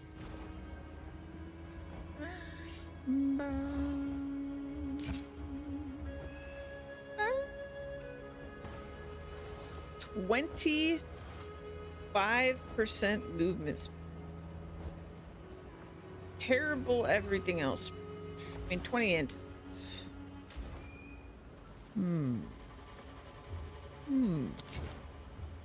Anything catch your eye? Ah, I'll take it.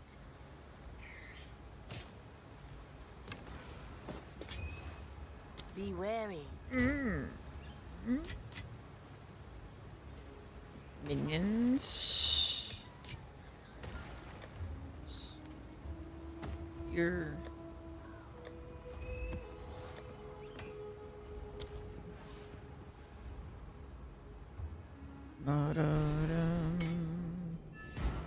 Val ingenuity never ceases to amaze. These runes. I can make out symbols for blood and offering. Wait, no. It's not a blood offering, it's someone of Val blood. Perhaps if I...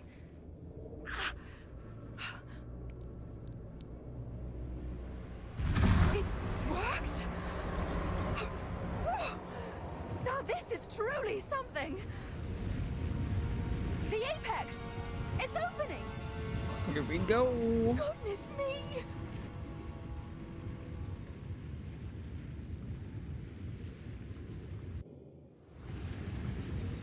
Oh no, we've got two bosses left. I always forget about Viper for some reason. We were right on top of this device the entire time. I was like, yeah, we've only got one boss left. Nope. Oh. What? What? It's some sort No, not what Okay. Don't Here we eat go. anything colorful. Don't eat anything colorful. Are these? I can't believe I've gotten this far with 1200.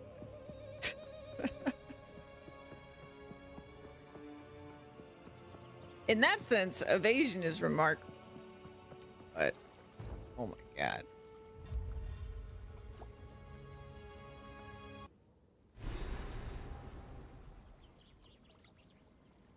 There they are. We mean no harm. Suffocate! Alright, let's find Viper. I was hoping to avoid conflict.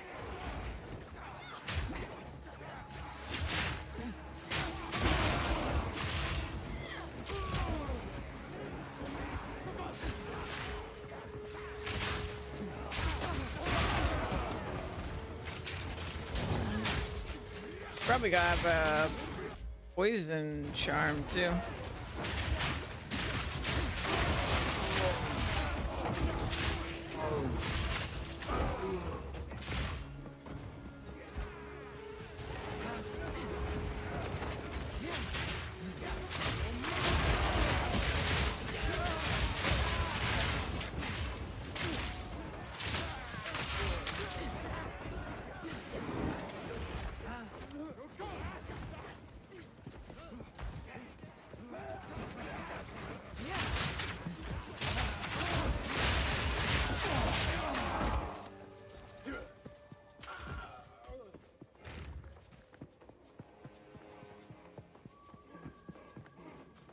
Oh, I hear it.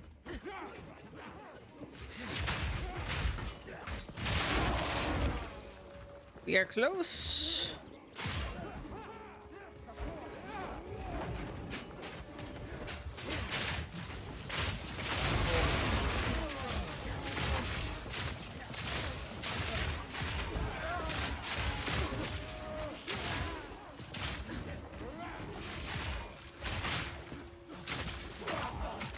gate. Checkpoint. Okay, do I have it on? I've got shock on.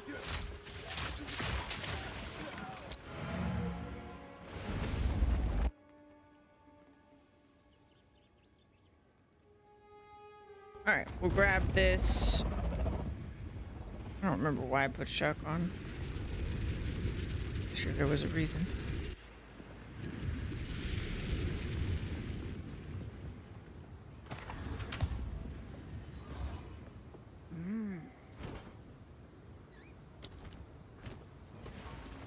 Don't drink the water.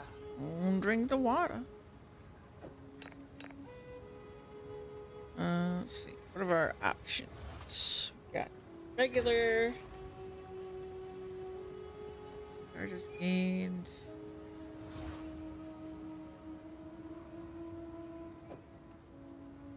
Do that one.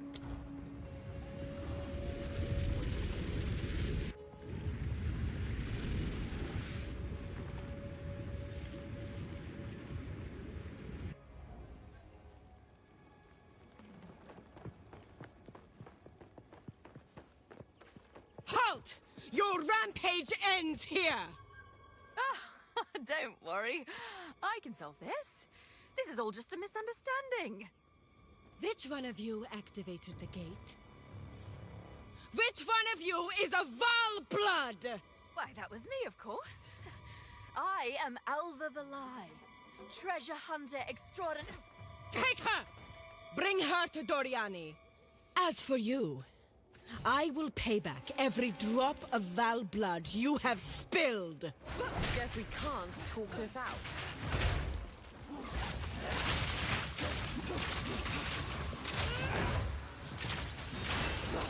Bow to your queen or die! You will fall before us!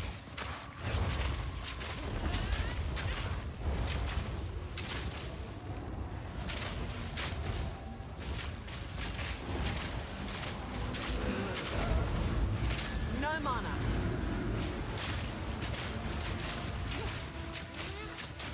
Ali's web!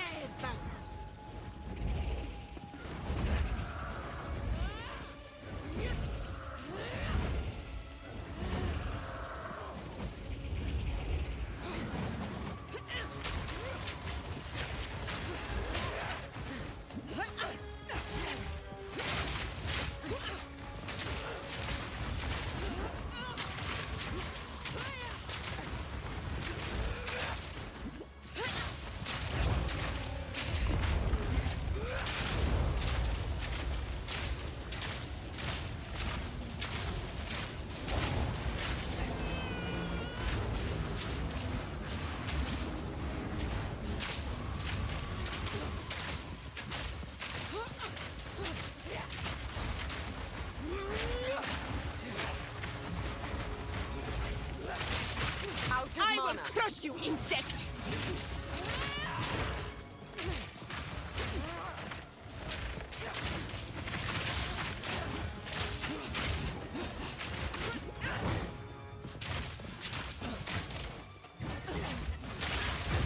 Got her! Man, she didn't even do that other face.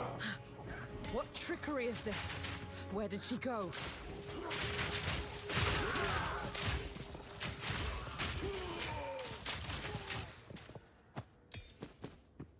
Very nice. Alright. One boss remains. But a lot of walking.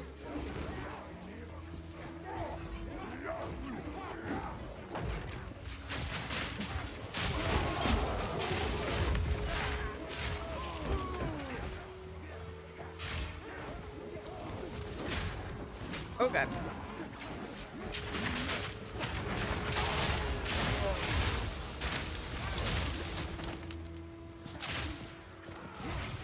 Too weak, too slow.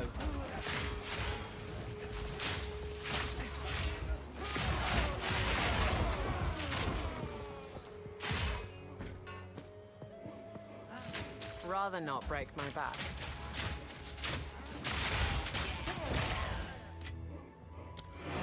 Ba-ba-bum.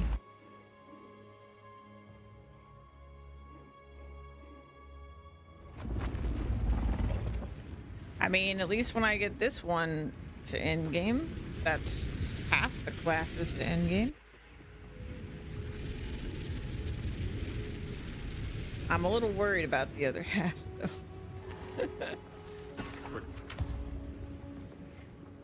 Yes? All right.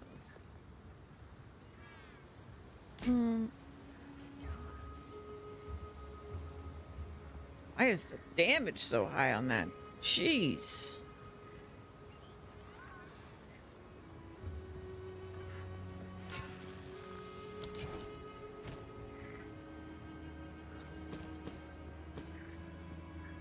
Be wary.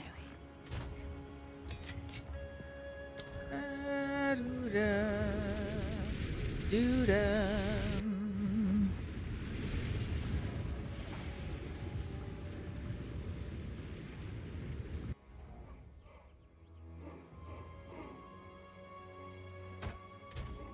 I'm level 61. We're supposed to be 62. Okay, we're pretty much right on the money there.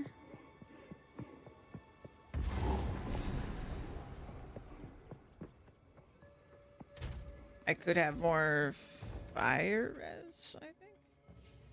But I skipped that one boss. And then we could have everyone here will die. All more because of spirit. one woman and her pet thaumaturge.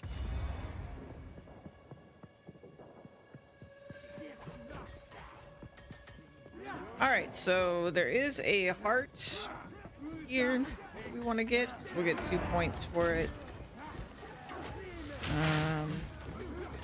I shall overcome.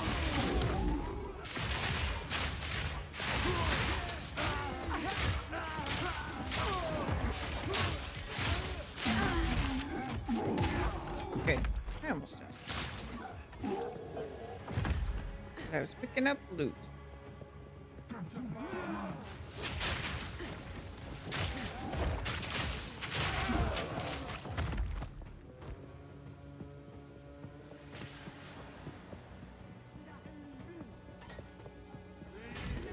A dead end.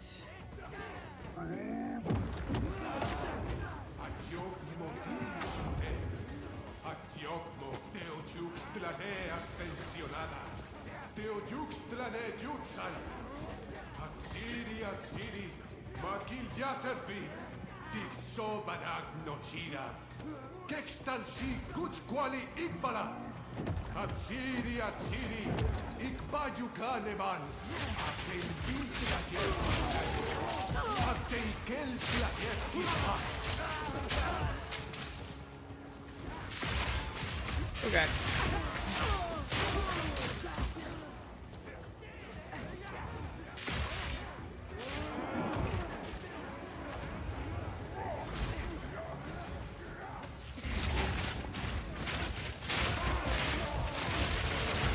First.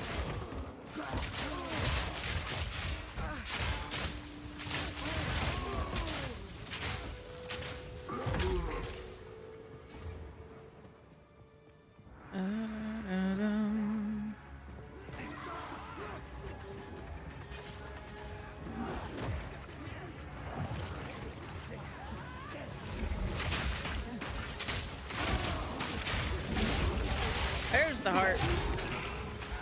Hello. Never seen a heart this big, even from an animal. All right, now we just have to find the spot. And also not die.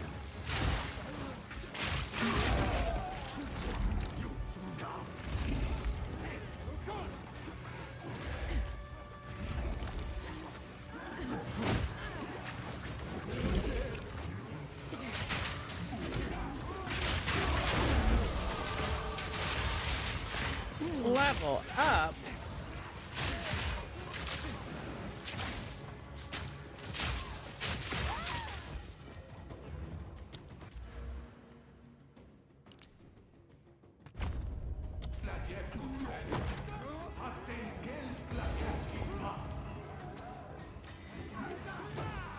Yay, found it. How many were sacrificed at this altar?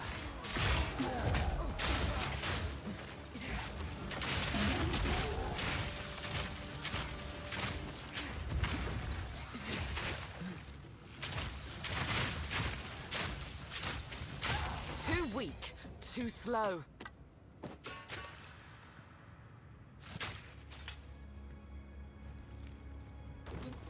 Boop. Stab. Just like gutting an animal. All right, we got our extra poison. We're at 86 evasion. I do still wish I had mana, but we're managing. Oh yeah, this note's pretty good. We're right next to that. Could do that. We can't really reach it yet, but we could go closer to it. Or we could start heading towards this. But that would mean we would want more mana. And then magnitude of poison would be good for our damage.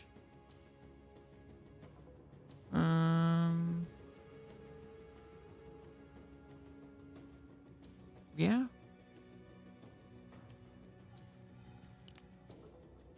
Let's see. I mean, I guess I'll go towards this. This seems like the closest one. I don't think I actually currently have mana leech. There was a bow I almost managed to get good. 3 mana per kill. Yeah, we don't actually have leech, which sucks. Or I could just work on my evasion some more. I might do that. Because being able to get this, I think, will be very helpful. In a sense. Alright, let's find the place. Suffer!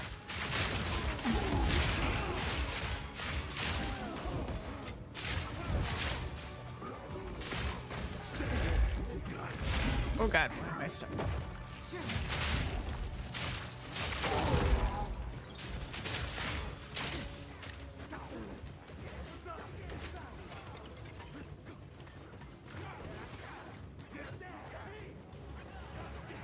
Did I find it? No.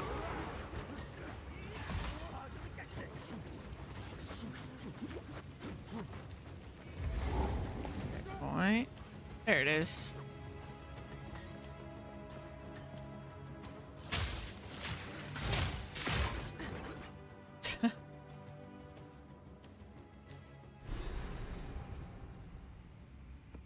Alrighty.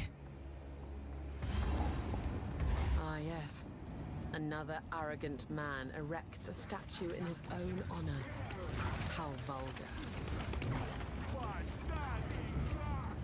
The intruder is here? What of Natwatsi? I see. No mercy then. Kill her on sight. I've had worse welcomes.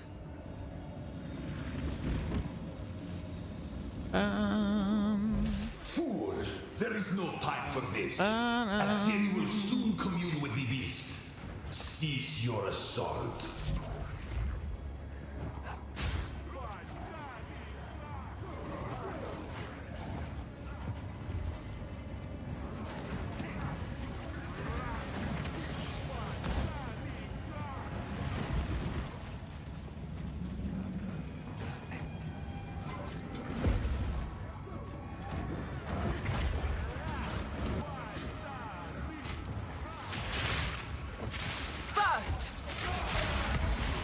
Oh, a gem cutter prison.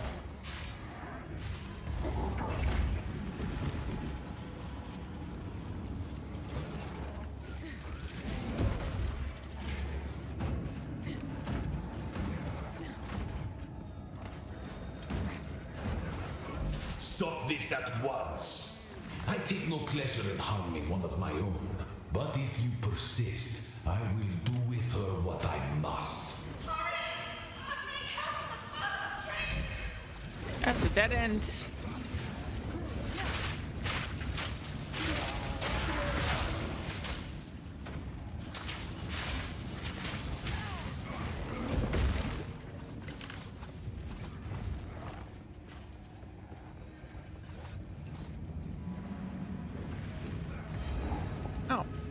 Nice.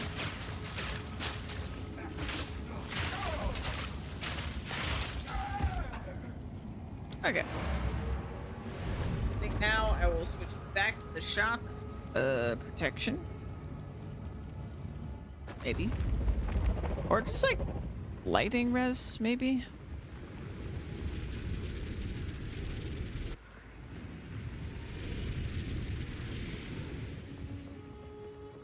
Greet. Bum, ba-dum. Still alive. Ba-da-dum, ba-dum.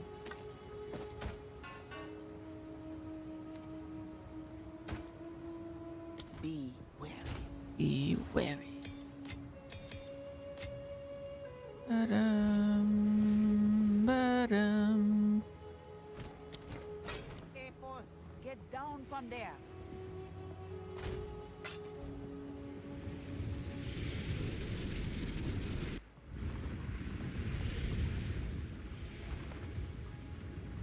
Didn't change my charm.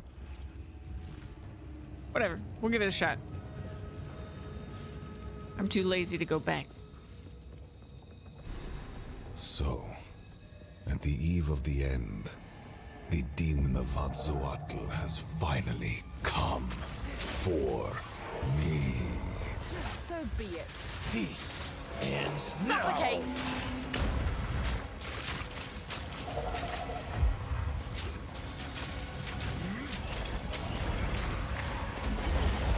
Channel the reactor. You are blind to the greater good.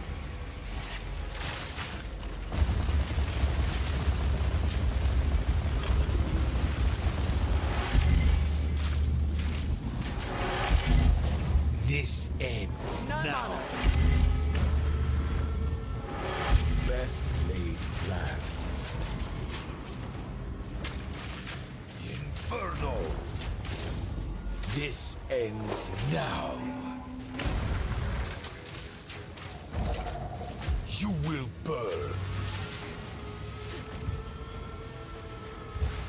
Sacrifice is the only path to survival. The power of the vile.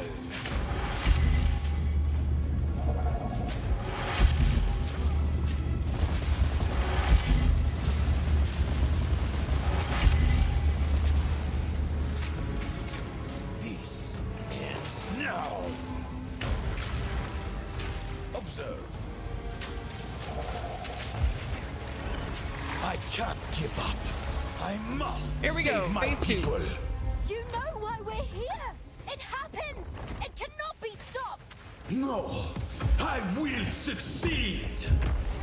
The destruction at Atzoatl will be repaid 1,000-fold. There is no escape. Burn to ash, demon of Atzoatl. Do you truly think you can match me? I've had enough of you.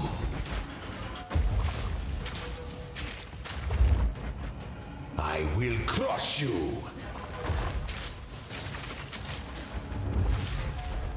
Let me show you what true intellect looks like.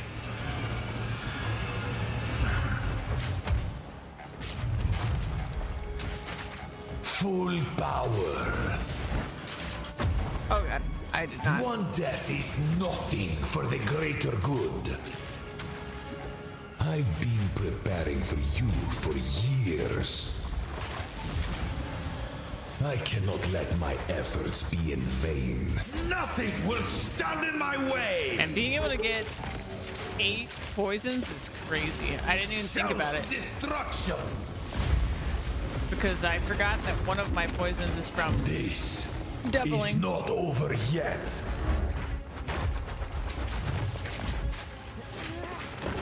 I cannot allow you to interfere.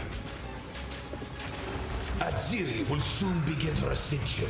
Oh Out god, of my I way, or jumped die. right into it like a dummy. Oh shit. I saw it coming from a mile away too. I had it. So, I was just getting too at the cocky. eve of the end, the demon of Azzoatl has finally come for me. Grow!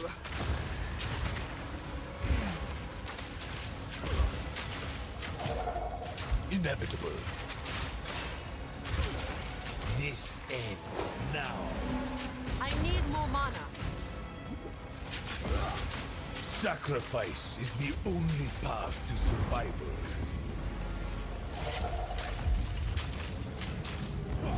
Observe. Out of mana.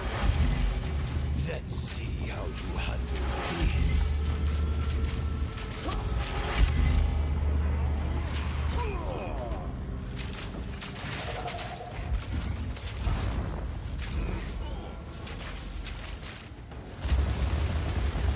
I need more mana.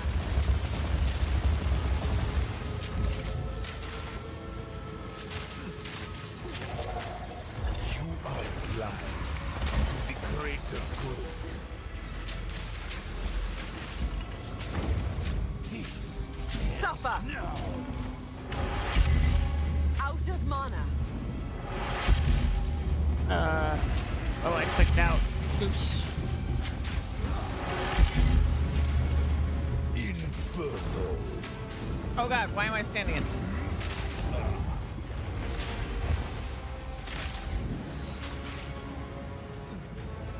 Why is he not? Oh, I there's. can't give up. I must I thought he save said my half people. health, but You know why we're here! It happened! It cannot be stopped! No, I will succeed. Then you've abandoned all. Do you faith. truly think you can match me? I cannot allow you to interfere. Let's see you survive this. I've had enough of you. I've been preparing for you for years. Face the might of the Val. Full power. One death is nothing for the greater good. Existence is merely energy. Now, you are within my grasp. The end of the world is nigh. I plan for every contingency.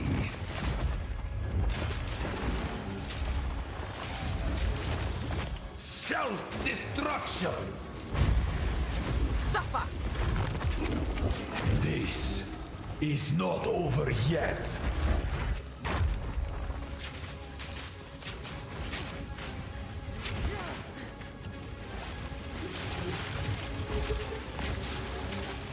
I need more mana.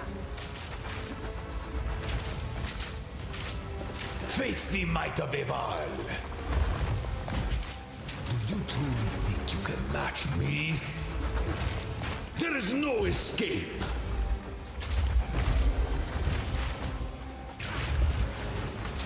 Full power.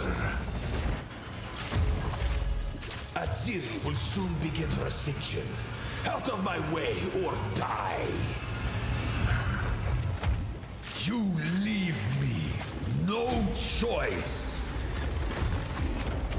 This is not over yet. Now, you are within my grasp. Burn to ash, demon of Azzoatl. Flourish!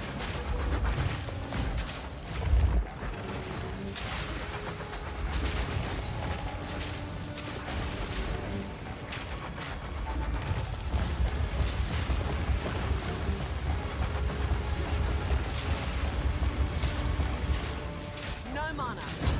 Reverse the polarity. Now you're within my grasp. shit, Full shit. power. I will. Got you. Got you. 2 tries. Not fail me. Not too bad. Not now. That first time I was just so dumb. I rolled into the damage. All I've done. Even though I saw it. All that I sacrificed. Your people cannot be saved. History is already written. You can stay here and die, or come with us and help save the future. The legacy of the Val must be protected. I do know of a way to contain the beast. Best you start talking then. My friend here isn't exactly That's the quite nice. peacemaking type.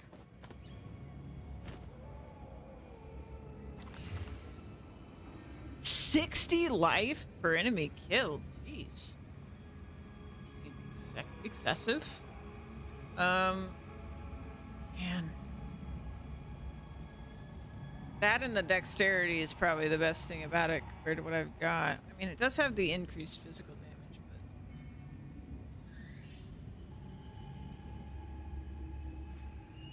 but... Yeah.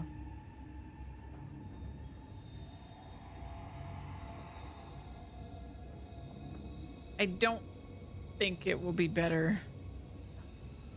I mean, it could maybe if it rolled really good stuff, but... If only I had more time. There is an ancient weapon. A weapon that was used against corruption from a civilization lost to the ages. I have one piece of it. 3 others were scattered. I've been searching for them, but the Karui have interfered at every turn. So will you help us? I suppose I must. It is too late for us here. This era is over. I pleaded with Atziri for her patience, but she would not abide me. She will attempt her communion with the beast, and utter devastation will ravage our people. But the fact that you are here, a living descendant of our people, it gives me some hope for our future. I will come to your era. Perhaps there is still time. It's settled then. Let's hurry back to the time portal. Back to the time portal.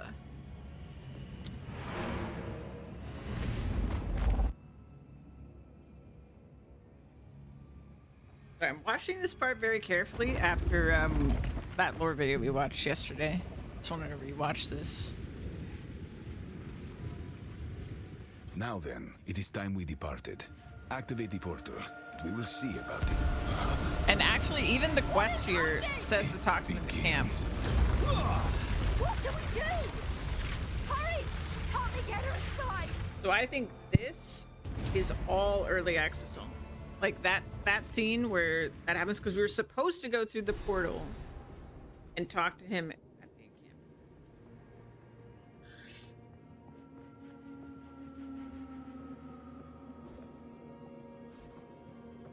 And let's do all the lore stuff. You're awake. Oh, I thought you might not make it.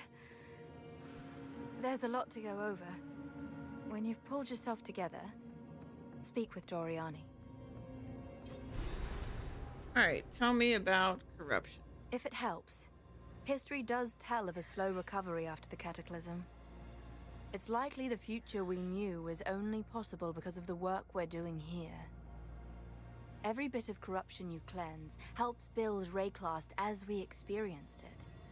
And if you don't, well, perhaps you and I might never exist. Crazy to think about, isn't it? It's crazy. Okay, monolith. I've heard about that massive pillar of flame you've spotted. Try to get to it as quickly as you can. I imagine anyone else that's seen it will be trying to get there before us. I'll do some research and see if I can figure out what it is.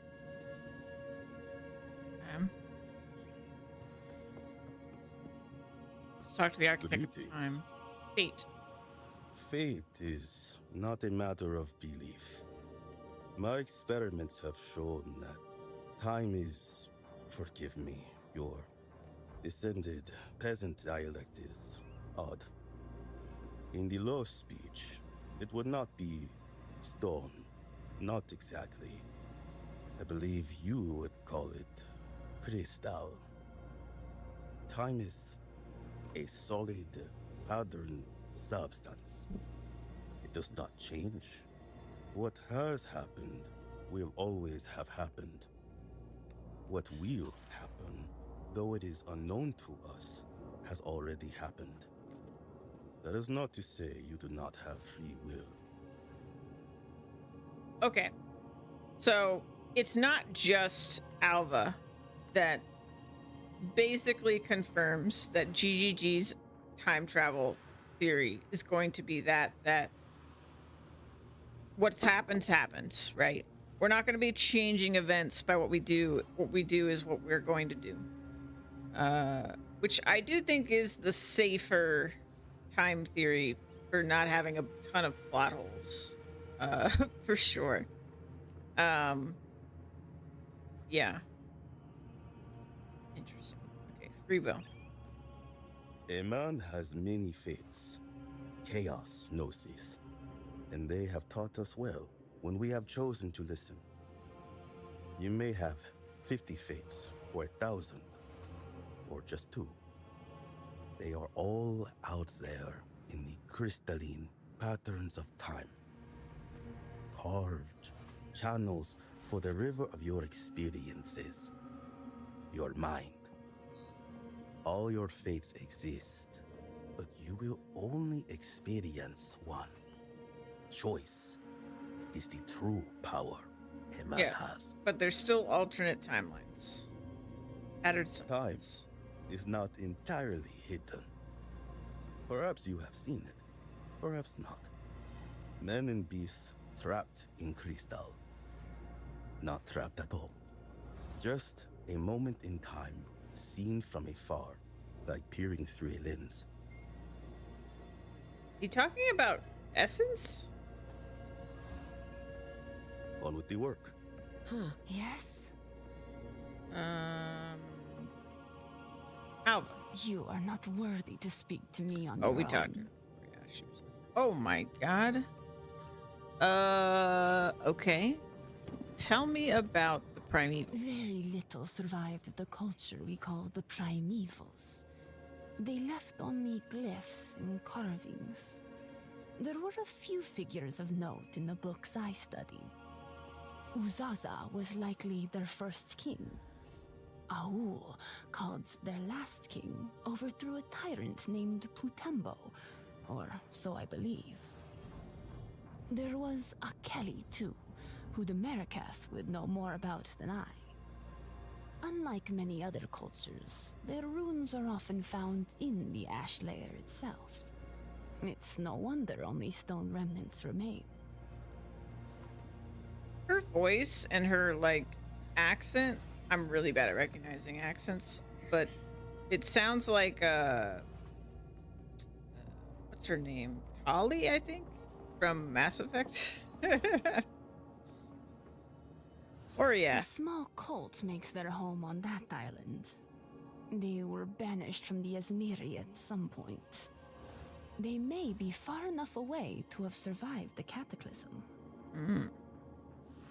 The Asmiri. I can only hope the Asmiri have been protected from this disaster by the high walls of their mountain valleys. They alone are the sole culture on Rayclass that I do not find distasteful. They remind me of how the Val must once have been. Astute, kind and wise, but new to the ways of the world. I don't know how to pronounce that. Trates never changes. If they still live, I doubt they've noticed this cataclysm at all. Too sedated from their favorite vapors. Pathetic. The Ezamites. What is an Ezomite? I have never heard of such a people. You don't mean the Kaltu, do you? No, that wouldn't make sense. Huh. The Karuri. The sea tribes are largely a mystery to us. We rarely concern ourselves with sailing. Some of our merchants did trade for their jade, though they learned to enact such exchanges indirectly. The Karoi too often carry disease, a strange blood fever that drives them into a rage, especially if our merchants linger in their presence. Keeping the Karoi at a distance is merely a sensible precaution. Okay. The Mariketh? Of all the cultures that surround us, those of the Vastiri are the closest to what might be called a neighboring empire. As much as I distrust them, I do hope they survived the cataclysm. There has to be someone still alive out there. Go. Beautiful. All right, let's Cold listen as ice. to Doriani. You made it. Unfortunately, Rayclast was not so lucky. It has been devastated by the cataclysm and is no longer habitable. Grieving would only be a waste of precious time. We must face reality and make difficult choices. We must cleanse corruption so that civilization can one day return to its former heights. We are living the worst possible outcome, but I did anticipate every contingency. This ziggurat contains a translocation device which will allow us to open portals to a range of coordinates on Rayclast. From here, we can more than simply survive. We can reclaim the world from the grasp of corruption. You don't look sick or injured. Why are you lingering here? Continue your work. Time is of the essence. So, And you've come to your senses. About time. obviously all the expedition folks I met are here. Let's talk to Danik. Hail, hero! I knew I'd find you here. You've made it this far. Clearly you must have some talent. Care to lend your skills to a matter of honor? A grand quest. We are on a grand quest through time. We'll have to save the explanations for another time, however. All I can say is we purposefully came back to this city, Exile, before our ancestors arrived on Rayclast. Will arrive on Rayclast, I mean. We've got less than a year to achieve our aims.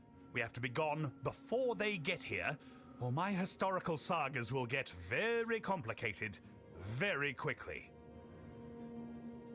The less than a year thing is so suspicious to me. Well, well, you're hardly a local here, now are you? Wait, you don't know me? Right, you did warn us about this. Or you will, rather. Mm-hmm. Let's proceed as if we don't know each other. I'm Gwennon. Okay, so that's the line that convinces me probably the most. It was the line that made me think this in the first place. But this can't be the end game.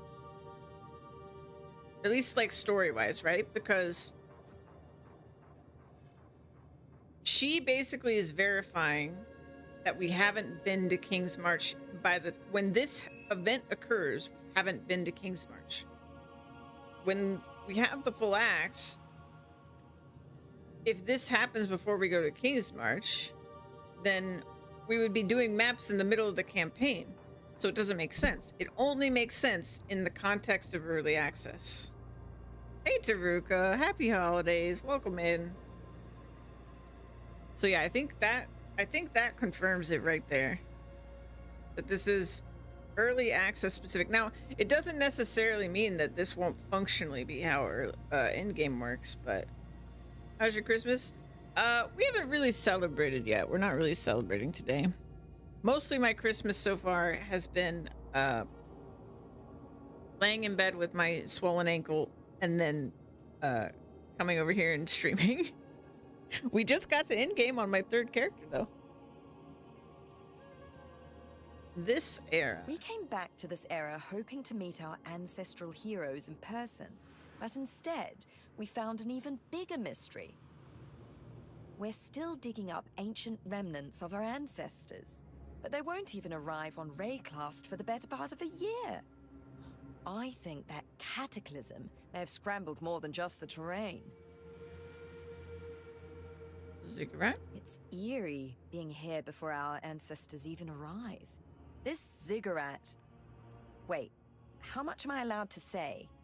I suppose I should keep that thought to myself. Interesting. Got your dead-eye to tier 15 maps. Nice. Go well. I make my own luck. Ba-da-ba-bum-bum. Yeah. Very interesting. I've completely convinced myself that this is a clever play by GGG, though.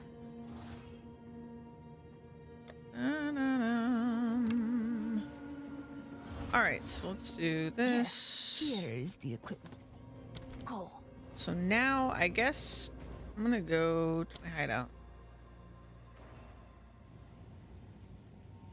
I guess we could just try running a random map on this character, but I don't know how that's gonna go. We'll just take a regular one, maybe? Actually, no. I'm gonna do these. Convert these.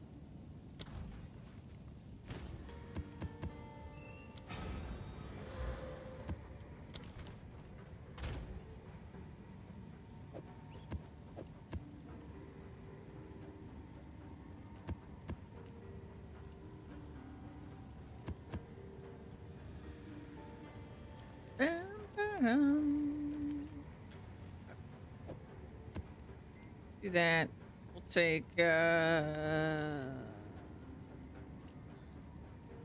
these.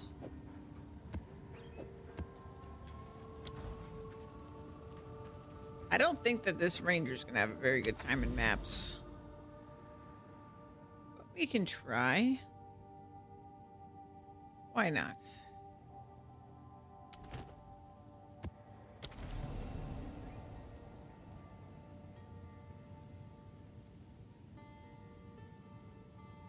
Excuse me? Oh. Sure. I think I have to go back to here. I think I have to touch the map device here. Just forgot.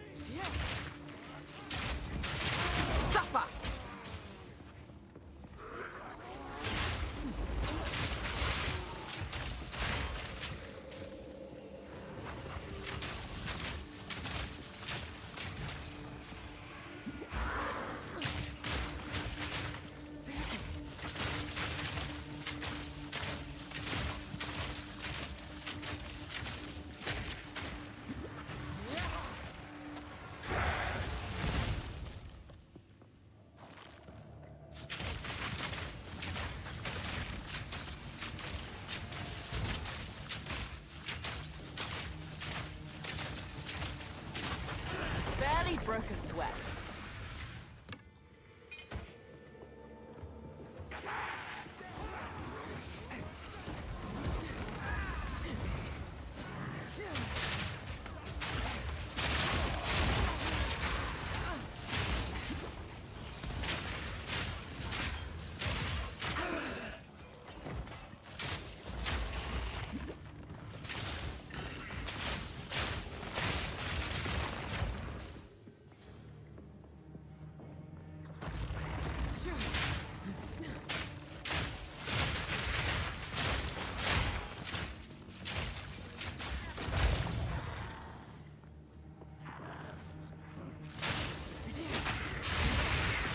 Oh god.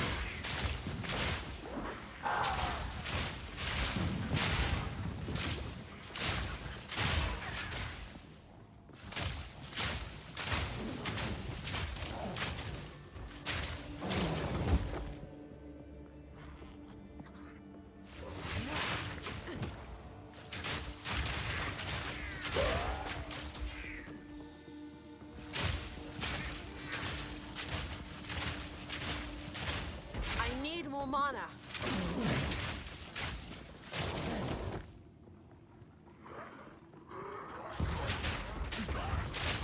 Burst!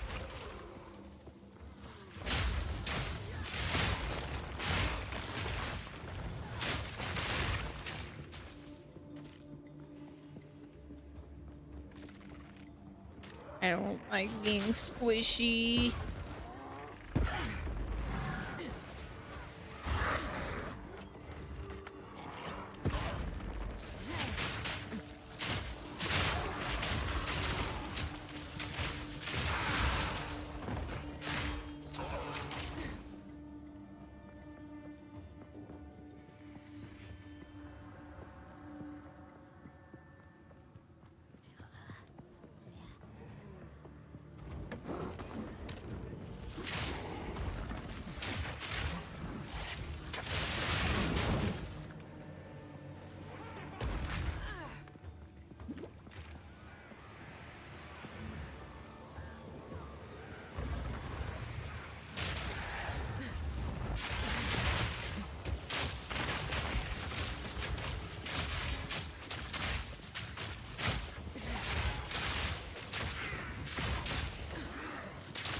Out of mana.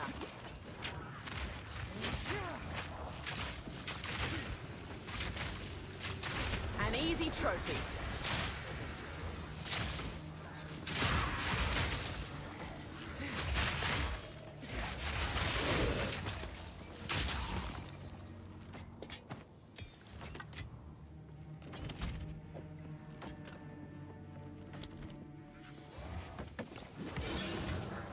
What luck. An exalt. It almost Suffocate. killed me to get that chest, but got an exalt.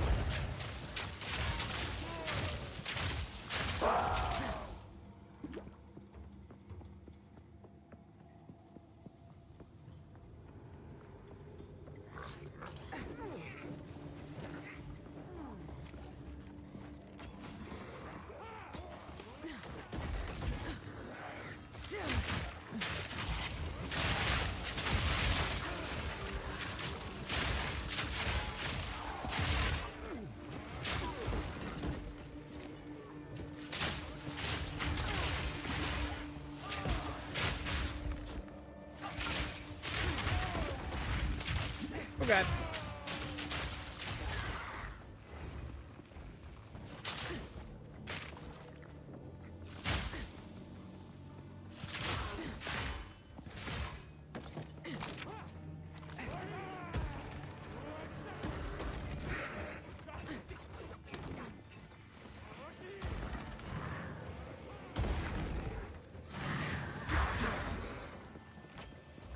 Where be the yellows? I shall overcome.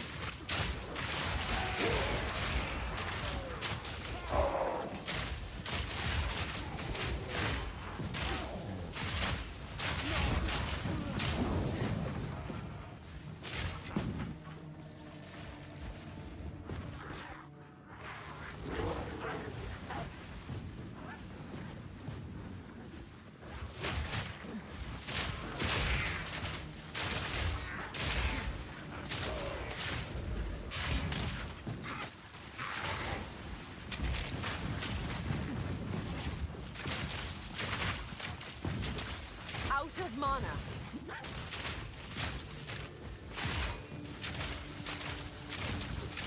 Barely broke a sweat.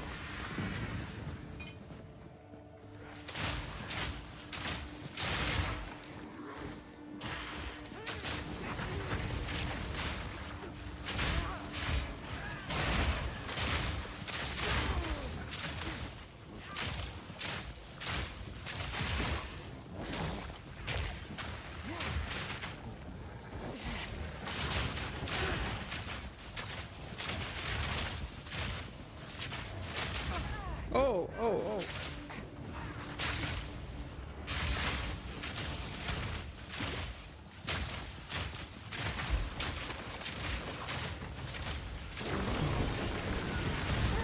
You bitch!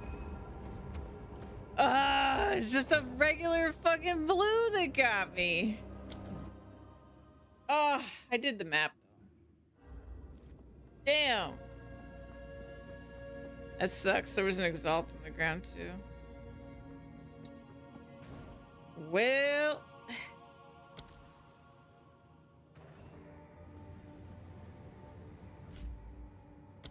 I'm pretty happy because I now have a witch level 76 in game. She's my strongest for sure, both in damage I think, and I don't know, in most scenarios in damage, and definitely the tankiest character I have. This character ended up being probably my weakest for sure. I think evasion is just not enough of a defensive measure. Also, I started like midway through the campaign, and like it could just be that I'm dumb. It's probably that I'm dumb, but I was really struggling to like scale poison damage after like a certain point. Like it was like really strong early, and then it fell off really hard. But it could just be that I wasn't like scaling it properly. It probably is that. And then my warrior, which I'm so proud of my warrior, man. Like I played him, and like I ended up building into the skill that was nerfed after the nerf, and yeah, he's great. I think I could definitely like make him tankier. Like we could go crazy on stacking strength, and like he could be tankier and all this stuff. I think Witch is just the most comfortable right now in endgame because it's like a one-button build, and yeah, and I don't need a ton of gear to support it because I got the godly scepter that I have. Yeah. So like if I were to go farm endgame right now, it would definitely still be Witch. The Pathfinder definitely didn't beat the Witch for in-game grinding right now for me. Yeah. I mean, if I had to choose like which of these characters I think is gonna have an easier time getting to in-game, I really don't know. I feel like they're all gonna really struggle because of where they are right now. Nothing against the classes, just the way I built them. But I think Mercenary is the one that I feel like isn't as deep in the hole at the moment. Like he's the least deep in the hole. Whereas like I don't know what I'm gonna do to turn around these two, because look, I'm stubborn. I don't want to actually change my build idea for either of them, which makes it tough. Whereas like I think going grenades on him, like a very simple goal, has way more flexibility around it, so it's just like going to be better. But like restricting myself to cold skills, especially for leveling, probably not the best idea. But I also feel like there's going to be a point where it turns around. It's going to be a little bit tougher. And then on the monk, I have no idea because I just don't like the skills. I don't care how powerful I could make this character. I just don't like the skills. I specifically really extra don't like the bell because placing it is a pain. You can't target it, which is a pain. You name lock onto enemies and then you get turned around and you lose control of your character, which is a pain. I just don't like it. And based on how much people seem to love the monk, I sincerely doubt that they're going to fix the skills, because I am the only person who seems to notice or care that is how the skills work. Unfortunate for me. But I'm sure I will play monk in the future plenty, but this particular monk using a quarterstaff, I feel like all my future monks, unless there's a change to the skills, I am not going to use a quarterstaff. I have no interest in using a quarterstaff after playing this character. Honestly, I'm a little tempted. If I wasn't so stubborn, I would be a little bit tempted. Right now, what I want to do the most is like roll another warrior and try to do like a shield build or something. Maybe not even a warrior. I don't know. I want to just like look at the tree and make something really weird, or try to make something really weird and crazy. But I don't know. I don't know what I'm going to do next. I think I'm going to work on mercenary, but because I do really want to get all these in game, and I think I could kind of brute force my way. Like I did kind of at the end with some of the ranger stuff. I could brute force my way there. But I also wouldn't really be getting what I wanted out of it, which was just to like make characters I'm pretty proud of. So I don't know what I'm gonna do. But for now, let's close this. We'll get back to that. I'm gonna find something for us to watch.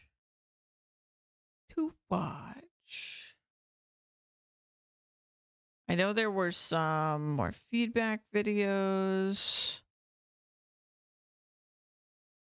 Oh yeah, we've got subtractums. We've got Crip explaining armor. And we've got, this one's kind of old, so we might not watch that one. Let's see. Need to figure out some food. Sorry, I was laughing at a thumbnail. All right, we got a Jorgen review as well. Very cool. Okay. Hey, what's up, everyone? We'll probably watch Subtractum first. Let me go and figure out some foods, and I will be back.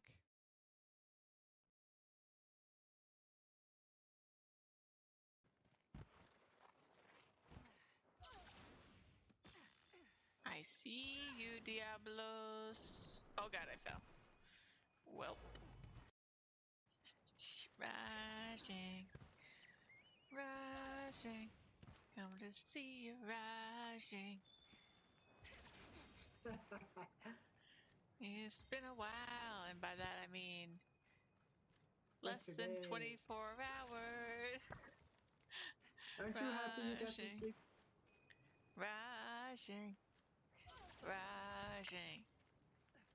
There, it's rising. Rising. It's over here.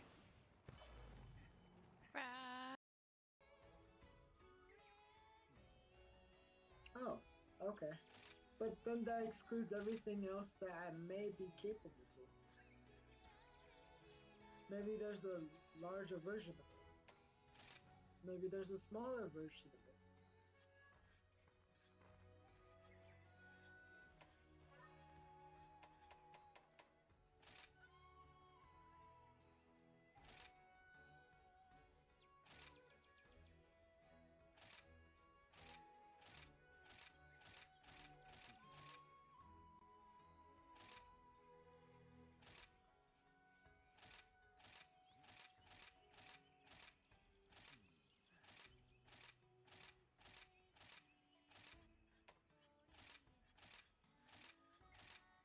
Oh my god. I am not gonna use a wind sack for that.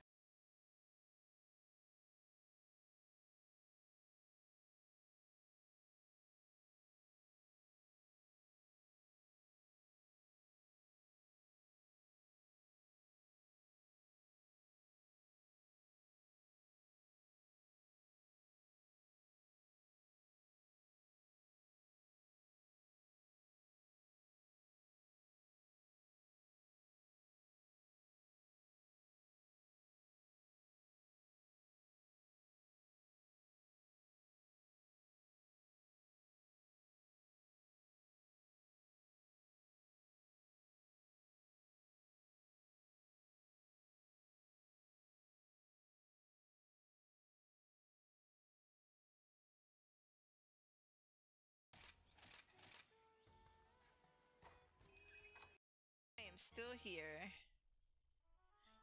Still playing Final Fantasy 2.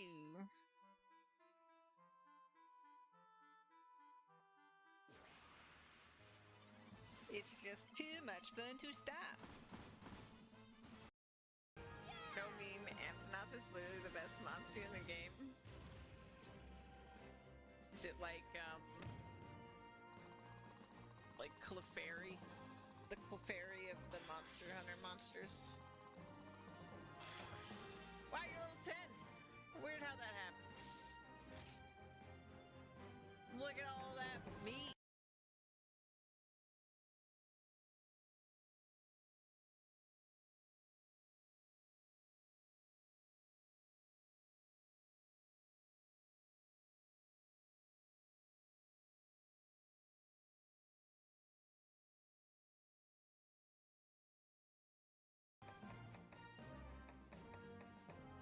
Meat and bones.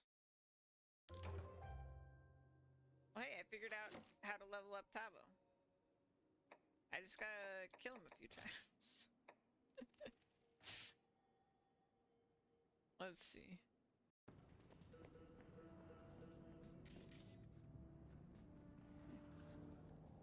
What? What? What?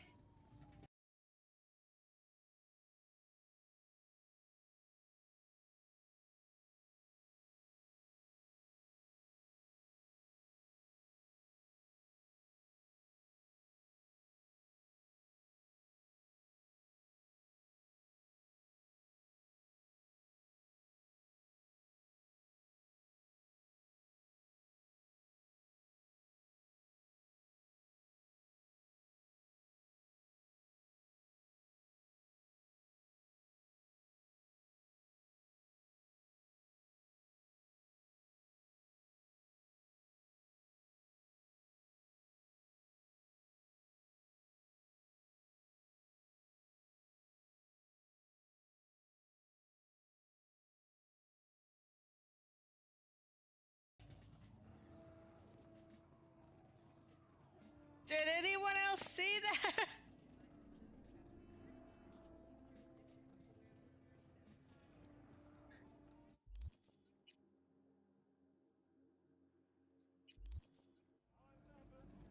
Heck? Yeah. Look at you cooking. It's so cute. No. That looked like it was rare.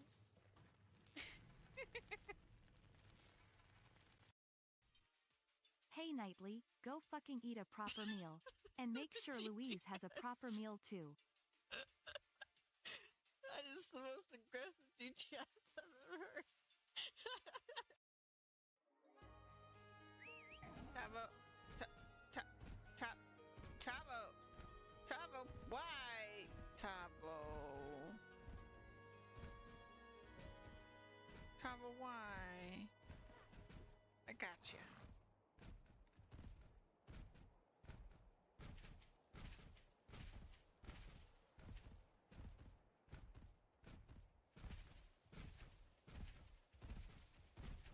Tabo playing games.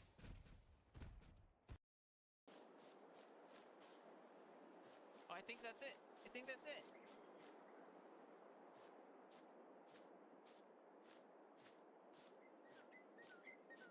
Wow. Wow. It looks so... Okay, sorry about that. Let me get cozied back up here. Let us watch Subtractum. Boo-doo-boo-boo. Hey, what's up, There we go. everyone? It is now day 17, I think, 16 or 17 of the Path of Exile 2 early access. And I feel like I've played enough now, and I've really taken my time to think about the whole game and the way it is and the way it's going to be. and the way that GGG's been treating it, and I just wanted to talk about it a little bit. I've now played for 16 or 17 days. Look how fancy he looked. And I have a level 92 Chronomancer. I've fought every boss in the game. Didn't beat the Arbiter of Ash because I died to something that I don't think was very well telegraphed. We'll get to that later. And I, yesterday, wanted to level through the campaign again, slightly twinked out, just to feel through it. I leveled this Infernalist yesterday. So I feel like I have a pretty good experience in the game.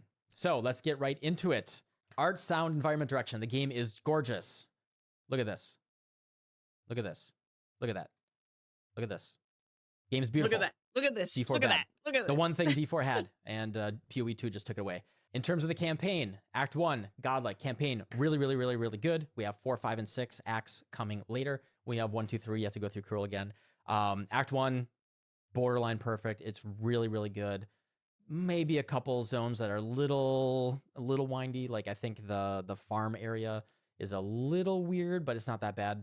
Act 2, first half, basically fine. I think the hyena boss feels a little hard, but then the dreadnought feels awful. I did play through it again yesterday. It feels way better with the checkpoints, but it still doesn't feel very good. All those little narrow bridges and everything, if you don't have a build that can handle it, feels really bad. Act 3, a lot of PoE 1 veterans don't really love Act 3. I thought Act 3 was borderline perfect. Pyramid of Filth area is a little bit wacky. A couple of those zones are a little bit bigger than I would like. But if they tone down some of the crazy winding zones by like 15%, yeah, and with some game experience, you can get through it a lot faster. When I granted I was twinked out, I was just like moderately twinked. I didn't have anything like crazy on, but twinked out yesterday, I did beat all 3 acts, the first 3 in about 8 hours, whereas the first time it was like 25 hours. So much faster, just knowing what you're doing. Is a I long really, time. really like the campaign. I'm excited about acts 4, 5, and 6. Feels really good.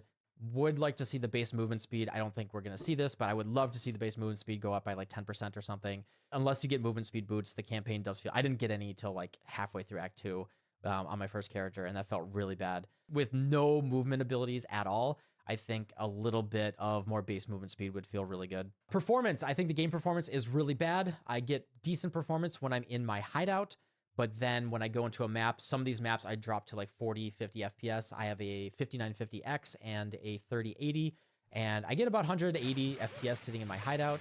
You can see as soon as I click and as soon as I start I'm casting looking at some his game though, and I'm like, his 180 game goes down to looks 120. prettier than mine, so I'm pretty sure he's maxed out all his settings, but he sounds like he has a really beefy computer, so I guess he's just saying like he should be able to, basically. Just by having these sparks go around. And then when I go into some maps, I can drop down to like 35, 40 FPS. And with not that much on the screen, honestly, I think I would really, really, really like them to take a look at performance. I've updated my drivers. I'm running DLSS on quality, turned off global illumination. I've tried everything. And with my computer, I would really like to see my FPS never drop below 100. I really think with this hardware, it should be able to pull that off. I'd really like to see them focus on that. I'm very sensitive to those FPS drops. And with how unforgiving the game is, which we'll get to later, I think it feels particularly bad to die to lag or just, FPS drops because you couldn't react to, some sort of on-death mechanic. In terms of the combat, I really like the mechanical feel of the combat, and this is going to be the main theme of this video that we get to later. Love the mechanical feel of the combat. I like dodging things. I loved the Viper Nadziri. I don't know if it's Nadziri. Yeah, Nzubi, Viper fight's really cool. I actually really, really like that fight. It really encouraged you to take a look at how it worked and look at the telegraphing of things, like dodging around all of the different, the spear attacks and everything. It was very rewarding to learn that fight. Love that combat, that very interactive combat. And I want them, this is the theme of the video, I really want them to focus on that moving forward. And I hope that's something that they really take to heart and try to keep as the soul of the game instead of degenerate PoE1 play. So if you want a little spoiler about where we're going to go. I love using multiple abilities until it gets to the point where this is the main theme of that I've seen people say on Reddit is like monsters are playing. I have been very pleasantly surprised by the way that like we've watched a couple of these now, and the PoE1 vets for the most part, outside of Hog that we watched, are actually really leaning into what PoE2 is. I think a big part of that is that PoE1 still exists, but they're like, there's multiple people being like, yeah, I don't want this to be PoE1. I want this to be PoE2 because you made me fall in love with it in the early parts of the game, and then the game starts to feel like PoE1 more in the end. And so I think people are basically saying, hey, you sold me on it. I love it. Keep doing it. Don't pivot and do PoE1. But I am very, very hopeful that what the end game is now is temporary. And it is early access only, basically. And that very little of it really, in terms of how it's going to feel, is what's going to be the actual end game for the full release. But we will see. I hope when they come back that they actually address some of this stuff, even if they don't actually do an update or anything, but if they just like do a post telling us like their thoughts about all the feedback and everything. I really want to hear from GGG. PoE1 still. We're playing PoE2. You know, there are the OP builds. But many of these builds, oh, I love this too. This little blue. The blue over here, like under that. Sorry, I have to gush about the, you know, the being able to see through the UI. Some people complain about it, but I thought it was gorgeous, like seeing the the UI lighting looks really behind good. the UI and everything. Anyway, I think the game's beautiful. Monsters are still playing PoE1. They still have all the same modifiers from PoE1. They are running at warp speed. They are Shroudwalker teleporting on top of you. And if you don't have a build that operates basically like PoE1, then you're kind of left in the dust. Like if you are doing your really long wind-up thing, like most monsters and maps, you get like a juiced rare, particularly if you take the nodes that juice your rares and they have like 4 modifiers, and they're probably going to have Shroudwalker or Hasted or Mana Siphoner and Temporal Rift or Temporal Bubble, and then the worst one, Proximal Tangibility, the new one that they added, which is basically Prox Bubbles, but worse. You need a build that's like PoE1, basically. When you're not fighting monsters like that, like particularly through the campaign, you're fighting regular monsters and learning to outplay those shield guys if you're shooting projectiles at them, dodge rolling behind them and then stunning them and shooting them in the back, and or the guys that you can light on fire and they drop their shields. Those are the guys I think halfway through Act 2, the big guys with shields. You can light them on fire, they'll drop their shields. Like there's at the same time, though, can we really blame GGG that this is what happened when the only thing that GGG's been hearing for like years, like 2 years since like ExileCon, I think it's been, all anyone's been saying, the PoE1 enjoyers have been saying over and over and over, they're like, it looks really slow. Like, well, at least we're going to be zooming an endgame, right, GGG? Right, GGG? We better be zooming an endgame. We better be zooming an endgame like over and over and over and over and over again. They're like, it's too slow. It's too slow. And then they finally get it. And now everybody's like, it's too fast. It's too fast. It's basically what's happening, right? So it is a little bit funny hearing from a lot of the same people that were like, it looks a little slow, you know, I want to go fast, I want to go fast. And then now they're like, wait a minute. Oh, GGG knew what they were talking about this whole time. But, you know, maybe part of the reason we have an end game right now that's zoom, zoom, zoom is because that's what people asked for. But I don't know. I don't know. Actual interactive combat. And unfortunately, when you get to the maps later on, you lose that and it just turns into PoE1. Also, there are some movement abilities, and if you have a build that can take advantage of it, you have a gigantic leg up on the people that don't. It's not remotely as strong as PoE1, but if you do have a movement ability, you know, because normally you're just like dodge roll is the exact same speed as walking, this just doesn't feel awesome. You know, you're just going to be walking around normally.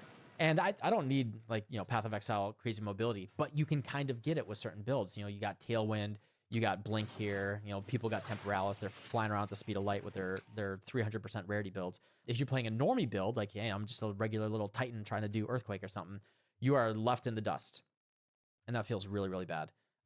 Yeah, bumping into things, I could talk about like the lack of phasing and all that, like, but there's got to be something in the middle between like bumping into everything and and just like pressing one button and blowing up 4 screens at once. In terms of the end game, I think the end game is a placeholder. They clearly have only been working on it for a few months, as Jonathan has said, maybe up to 6 months, but not very long. This is relatively new. I can't say anything that other people haven't said already. The Lost Towers are bad. Nodes with no content's really bad. One portal feels really bad. Maps without bosses feels really bad. I think the way that you get points right now is backwards. You can't get points for some of these until you fight the boss. You can't fight the boss until you get the splinters. You don't really get splinters until you have the points. So most people are just going to buy a breach stone, get the points, buy another breach stone, get the points, and then they can get the breaches I'm so glad he's saying this because I haven't actually heard other people talk about this, and this is the thing I'm worried about the most for the end game. Is like I can't control the content. Like I think people are kind of like saying it without saying it because they're like towers are boring, maps without content is boring, maps without bosses is boring. They're basically saying it without like addressing what the real problem is, which is that they took the deterministic choice of what your content was out of the tree and they didn't put it anywhere else. I mean, they put it in the towers, but even that, like, you have to do a bunch of maps with nothing in them to get to the towers to have the deterministic content at the end game. So, yeah, I think they made an oopsie here, even though this is like clearly a placeholder in game. I think they made a pretty big oopsie here. But like I like the idea though of this like separate tree thing. I really do. I like that, like, oh, you got to beat the pinnacle and then you can make it harder. I really like it. But it's almost like they need more trees. they need like a haven't beat the boss yet tree and then a boss tree for breach. You know what I mean? Like there's like or just make this tree bigger, I guess, and like I don't know. But then how do you get points? It's just kind of I don't know the solution really that I guess I would go for, but I like the idea of not having to have like multiple versions of the Atlas tree just so that I can do different types of content. That I like. But the thing I don't like is having to do a bunch of maps with nothing in them, trying to find the thing I actually want to do. So. And then they can fight more bosses or they can sell the breach stones. Very backwards in my opinion. I really preferred how we did it in PoE 1, where just by doing maps, you could get some points that then would allow you to focus on that content and level it up and do it in a more interesting way. So I hope they look at the way that these points are acquired, at least like the first 2 or 4. Get those early on, like, hey, open 10 breaches. Boom, first 2 points. Kill 20 rares in breaches. Kill 50 rares in breaches. Boom, those are your next 2 points. Then kill the boss. That's your next 2 points. Something like that I think could go a really long way. That would work. This content doesn't really come online until you have points into it, and that feels really bad. Like, I am level 92 right now. I have made like 1 point. And that makes sense. So like, okay, here's my proposed solution here. What he just said, where first of all, you get points for the specific tree like breach sooner because it's just like do X number of breaches, whatever. There's simpler things before you do the boss kills to get your early points in the breach tree. But nothing in that breach tree is about access. It's not about like a frequency of appearance of the thing. It's just about tweaking what it is like when you have breach on a map. That's what it's tweaking, or it's like tweaking the difficulty of the boss like it does now. But then to get the content, put it on the map device. Put it on the map device. Let me just select the stuff I want in the map. Not how juiced it is. That's all via, the towers and via the tree. But like, I select what I want to do from the very first map. Or like maybe you unlock the ability to do that as you complete maps. I honestly I don't care. I just want the ability, like I want it to be early, and I want to choose my content. They add that, it'd be amazing. And then change towers to be more interesting because they're really, really boring. Like put like people suggested, put a boss in it, put multiple bosses in it. I don't know, like make it just a boss arena and not a really, really boring map that you do a billion times to choose your maps. I would also, the one more thing with the towers that I feel like would make them better, and there's 2 different ways that this could happen. One is like, if you see a tower, if you could just immediately teleport to it to do it, and then juice everything around it instead of having to path to the tower. Or because if you path the tower, then you have used up potential juiced maps in the process, right? Or if they change how like map failure state works, and if the content is in the map device, etc., and you can repeat, if you could repeat a map that you've done, or something along those lines, then it wouldn't be a problem that you passed to the tower because you could just do the map again. I mean, maybe that would result in people just like sticking around the area, but you could just remove the tower juice after you complete the map with tower juice. So you can't reuse towers, and so that encourages you to keep exploring because that's the best way to get juice. But other than that, you can repeat maps as much as you want using the content you actually want to do. Because then you'll have people that don't care about using the towers and they just chill and they just repeat maps that they like or whatever that they've found, and they do the content that they like, not super juiced, and that's fine. And then you have the people that do want to super juice stuff, so they're like min-maxing and they're going and finding these towers and they're juicing stuff up and they're causing crazy stuff to happen. They're looking for the pinnacle bosses, all that good stuff. I don't know.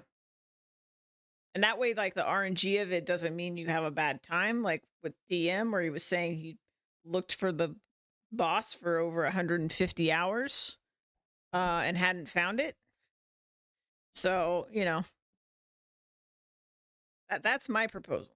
6 breachstones total, which is not the worst, but I also have some points. I bought my first breachstone, and then Delhi, I'm level 92. Again, I only have 62 splinters. I've done every single Delhi I've seen. 62 splinters. I'm not even 1/3 of the way there at level 92. That's crazy. I think the tuning's off on that. Ritual and Expedition feel really bad. Again, not anything that no one else has said, but I think the tuned down rod crafting is really, really bad right now. And Ritual, at least without any points into it, feels awful. And it's pure RNG whether you get the points by getting the King in the Mist. So it feels backwards. Don't like it. Strongboxes and Essences feel awful. Not much to say there. They feel really bad. Jonathan said that strongboxes were going to be faster, and they aren't. I hope they look at that again, and that was just a bug or something. Gold feels like a failure. Maybe that's what they want. They want it to be kind of a throwaway thing. It has value in the campaign, and then later on, you can just gamble with it, and respecking is basically free now. They lowered the price enough of respecking where, you know, with 1 day of playing the game, you can afford basically a full respec. I think that's okay, but... Gold isn't a failure because it means we can use the currency exchange. Like, literally, the Gamba and the respec are just bonus things. The reason gold is important to me, I mean, the respec thing is very nice. The Gamba is fun. But, like, the reason it's important is the currency exchange. Because trade is fucking awful if you use the website. So, yeah. I don't know why you said it feels like a failure. If they want gold to have more meaning, gamble respec and currency exchange. There you go. And the currency exchange is Borderland free. So that's that. Crafting feels really bad right now. I'm not going to go into all the detail about this. Just watch Localhaul's video yesterday. He goes into a lot of detail about why crafting feels bad. I don't agree 100% on everything that he says there, particularly what he says about bases being valuable, but he brings up some really good points, and I generally agree with most of what he says. So definitely check out his video. Crafting is just in an awful place right now. Crafting honestly feels like a big step backwards. Now, I don't want the deterministic PoE1 crafting, and we'll talk about this in a little bit. I don't want deterministic PoE1 crafting, but at the very least, let me overwrite my runes so I don't have to buy 3 new pieces of gear to balance my res when if I bought a new amulet, if I needed that 7 lightning res and I bought a new amulet, I would have to buy like a whole new pair of gloves or a whole new pair of boots, because that's the only other way that I can get my res up, because there's no literally, that is the only answer. There is nothing else. You can't get more res on the tree. I have the only res on the tree near me. The only thing left is gear, right? There's nothing else. Yeah, if I lost this 7% lightning res, I would have to buy a different item, which is crazy. Instead of, hey, I'm overcapped here, I'll switch this fire to lightning. Honestly, a pretty big oversight. Like, if you're an SSF, you are screwed. So, yeah, I don't know. I think they really need to take a look at crafting. I don't want pure deterministic. I understand why Subtractum in particular is so adamantly unhappy with how crafting is. I actually really like it. I feel like it's much simpler. It is Gamba. Like, calling it crafting is a little silly because most of it is Gamba. However, essences, omens, all that stuff, the currency is the real tweak here. Like, if omens were more common, essences were more common, and exalts and regals and things like that were more common, then you have a lot of tools at your disposal, like annulments, you know, chaos orbs, all those things. You could keep gamba, and like you could make cool stuff. And if runes were removable, like if all those things were the same, like fixed, they don't really need to add a bunch of deterministic stuff at this stage. Like I think that's just overcomplicating it, and like Subtractem is like a freaking pro at PoE1 crafting, so I'm sure to him it's just like simple and boring and whatever, and like not having the bench and stuff, like he's very, very used to utilizing all of the tools in PoE1. I watched his like crafting tutorial videos for PoE1. There's a lot of them. And there's a lot of different crafting systems in PoE1 that are, you know, don't need to be there. So I think his take might be just a little bit skewed here, and it's not really his fault, but he's just like, he's a crafting pro in PoE1. I will say the crafting bench does just, the crafting bench hurts not to have, because it does make solving problems so easy. I feel like, and Jonathan said they were working on one, and that actually what held it back was just like a UI thing. So I think that is coming, based on what Jonathan said, but it's just that it wasn't done. So like once we get that, which also could potentially give us visibility on what like modifiers exist in the game, which I think would be really, really helpful for new players. Like I've been able to sort of just like, you know, infer things about what modifiers to look for and stuff, because I played a decent amount of PoE1. But for new players, I could see it being very difficult to even really know until you just like see something, like you just get something that drops that has a modifier and you're like, oh, that's possible. But also like the tier system is almost invisible to new players. Like it's just this tiny little text if you hold Alt while looking at an item. So that's not going to mean anything to a new player, I don't think, unless they're super well informed.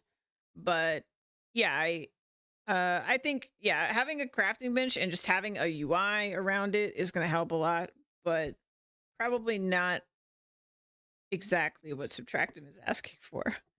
But we'll see. I do think it's exciting to pick up a base, elk it, and then maybe exalt it.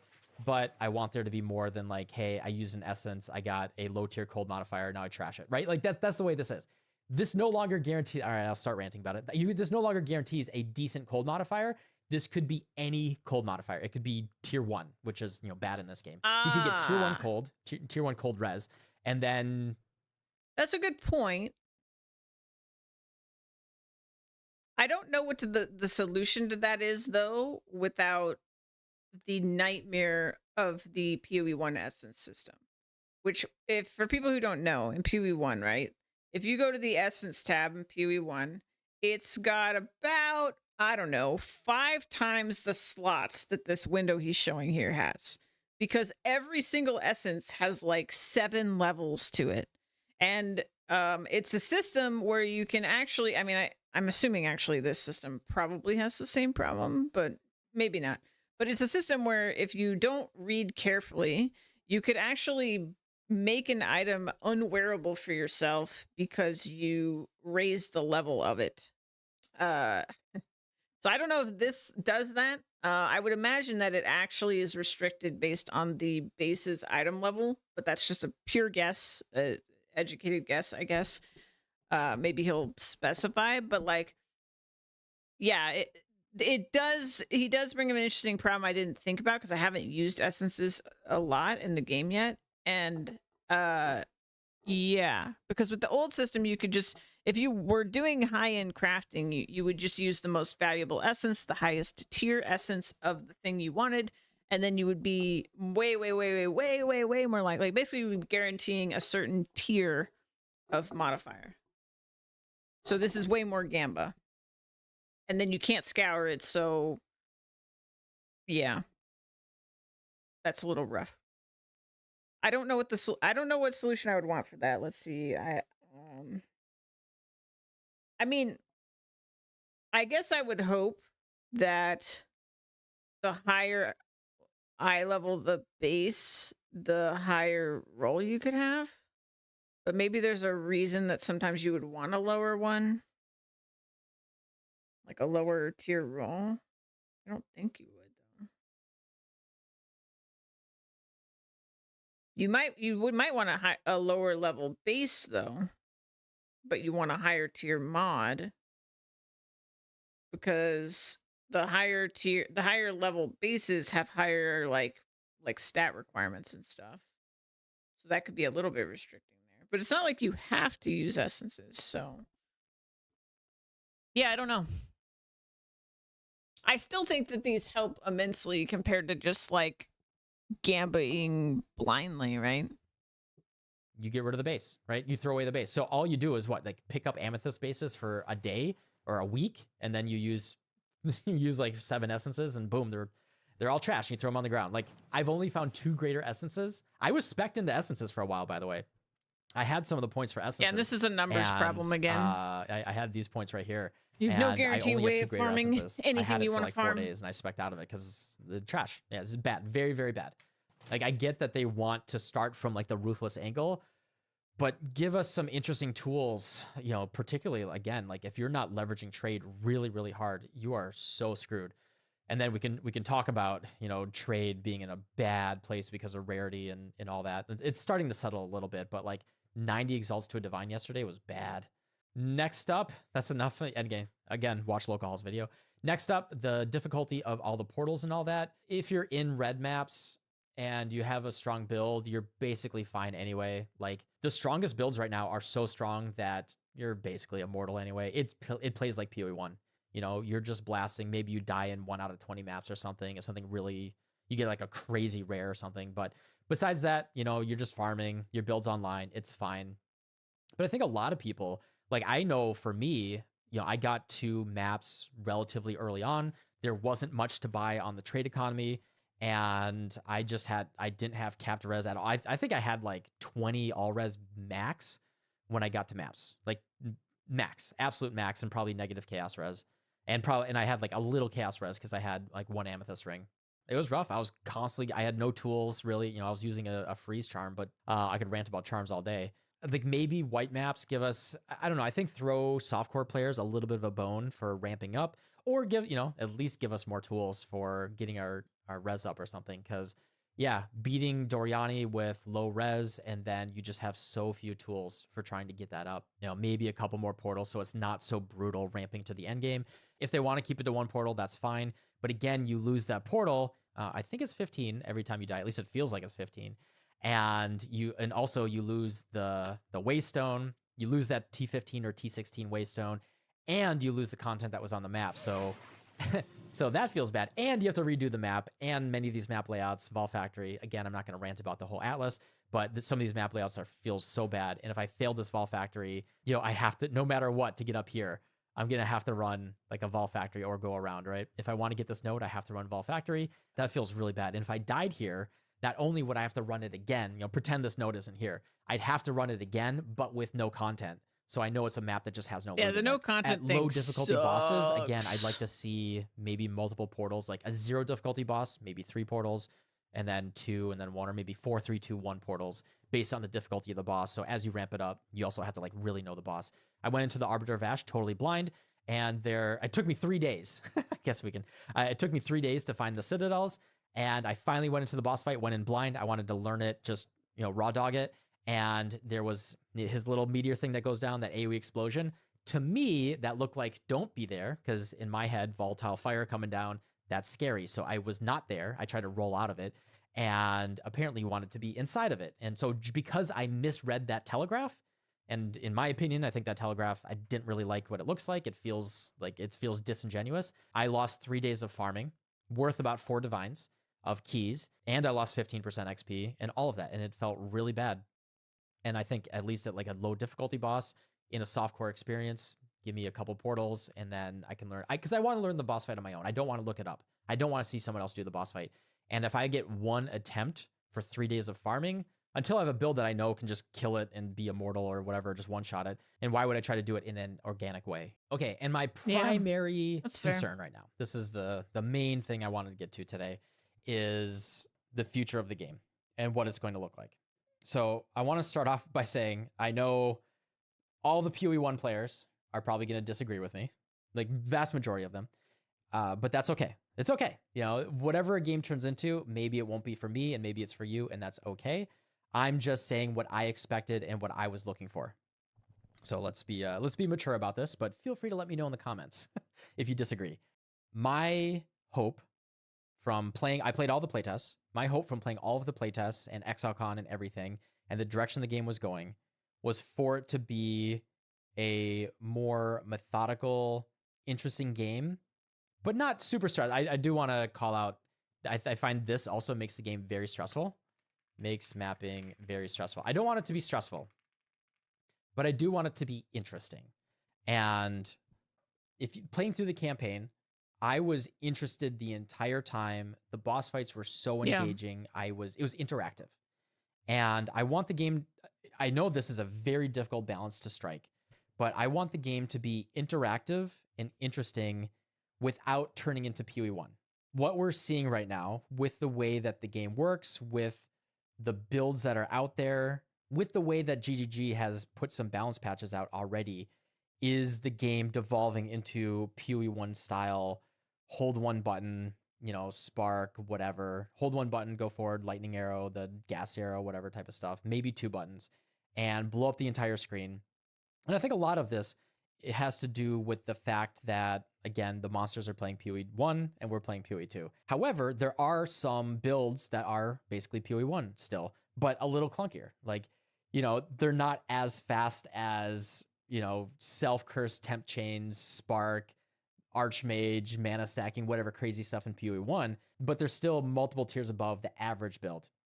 If you're just a regular Titan playing a regular build, and I think, I don't know, I was kind of hoping for a world where we get interesting build diversity and mechanics in how you play the build that has less to do with doing extreme damage. There's like the baseline of what is an average player going to do when they put together a build.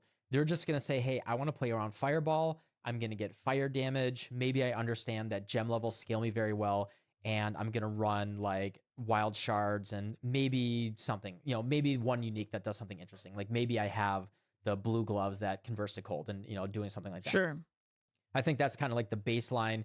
Hey, I put together something that feels pretty good, makes sense, and that's great. And I think a build like that, but they're still going to have to dodge roll things. They're playing around. I think that that should be like the baseline of can do all the content in the game and feel pretty good. I think a lot of people are going to disagree here, but what I would like is the 90th percentile, 90th, like if we talk about that as being like the 50th percentile build, I want to see like the 90th percentile. Like we can have like the 95 to 99th percentile builds be kind of cracked, but I want to see like the 90th percentile builds, which is where I put like Stormweaver Spark right now, or like Deadeye stuff, like the stuff that's doing big rarity farming, not like the broken builds right now. There's a couple like super broken builds, not those, but I would like to see the 90th percentile builds closer to the 50th percentile builds. Hey, maybe they do double the damage, but not 10x the damage. Maybe they're twice as defensive, but not 10x defensive. And I like deep build diversity and interesting mechanics there. The problem is when builds outperform like that so much, not even having to do as much with build diversity, but with mechanics diversity. More concerned with mechanics diversity. Yeah, like where it seems like the number of. Okay, so like for Monk, for example, right? If you're not using Tempest Bell, you're dumb, right? Like the mechanics people are using for each thing. I mean, again, and he has this here where he says, but we're bad at making builds still. It is partially probably that. Like it's the thing that looks like it'll work, and then you try it, and then it works, and there might be a bunch of other things that work. But yeah. And also there's just like a level of it working. Like my witch, I don't know, it's really hard to say with my witch because it's very powered by items. But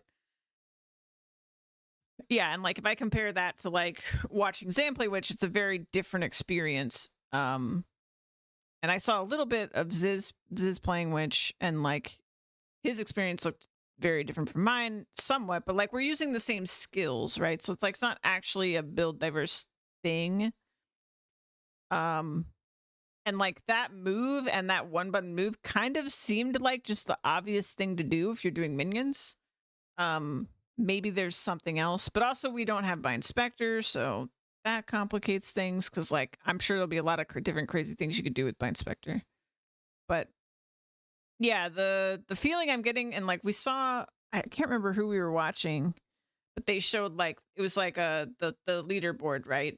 And it was just like 3 classes dominating, and like what they were playing was basically the same thing. So it was like Stormweaver and Deadeye and Invoker, I think, were in solo self-found. So yeah. And I do think that it feels like there's more people than in PoE 1 that are in this like completely, it feels like you have like what the normal state of the game is during the campaign, right? Where like you have to do your combos, you have to dodge, you know, like you're doing all this like cool stuff that like builds upon each other really, unless you're like doing something, you're picking one of the 5 skills or whatever that lets you just one button clear the screen. And then we all get to in game and it just feels like nobody maintains that, kind of like you said, because the density just gets too much and you have to do something. Like my warrior, like I right before in game, so like during Cruel, I switched to doing clear with Sunder so that I would have a 1 button click. But then I get to maps and I'm like, well, this will work, but I would definitely have to up attack speed. So it's just kind of like, I don't know, it just stopped being interesting. Whereas like up until the point where I switched, I was actually doing a combo to clear mobs. And it was working fine. And it was a combo. I was feeling rewarded for doing a combo. And I just don't know how to balance it. Because I do think like the fact that it can scale into infinity is like a PoE thing that I think should still hold true into PoE 2. But I think a lot of it too is just like the bosses. I think the bosses and maps just like the numbers are off because like they're the easiest part of the map like every time. Builds. If the 90th percentile builds degenerate to 1 button blow up whole screen, then I think a lot of the unique identity of Path of Exile 2 is lost. What drew me to the game being different from PoE 1, you know, we see that expressed in the campaign. We see that. I don't necessarily, I actually think if by end game you're clearing packs with 1 or 2 buttons, that's fine. I think a lot of builds were doing that early on. I think the bigger issue for me is actually just the bosses, or like if it's a rare or something, like when it's actually like meant to be a difficult enemy, I want the combos to be very rewarded for doing their combos. Like maybe if you were just like determined to do it with 1 or 2 buttons, you still could, but like you'd be slower than the person that's utilizing the combos. But I'm sure that's a very difficult thing to design, but I don't even know if that's their intention. And like I said, like people were complaining for years leading up to this game coming out that we wouldn't get to zoom, that we wouldn't get to 1 and 2 button builds. Like they were complaining and complaining, and maybe they just complained enough that GGG was like, okay, we'll give you what you want, you know? I don't know. We don't know what their aim is, and we might not know for a while. That express doing early bossing maps in white maps until people discovered some of these crazier builds and build mechanics. I think that really gets lost, and I understand the excitement around the extreme power fantasy. I have played very broken builds.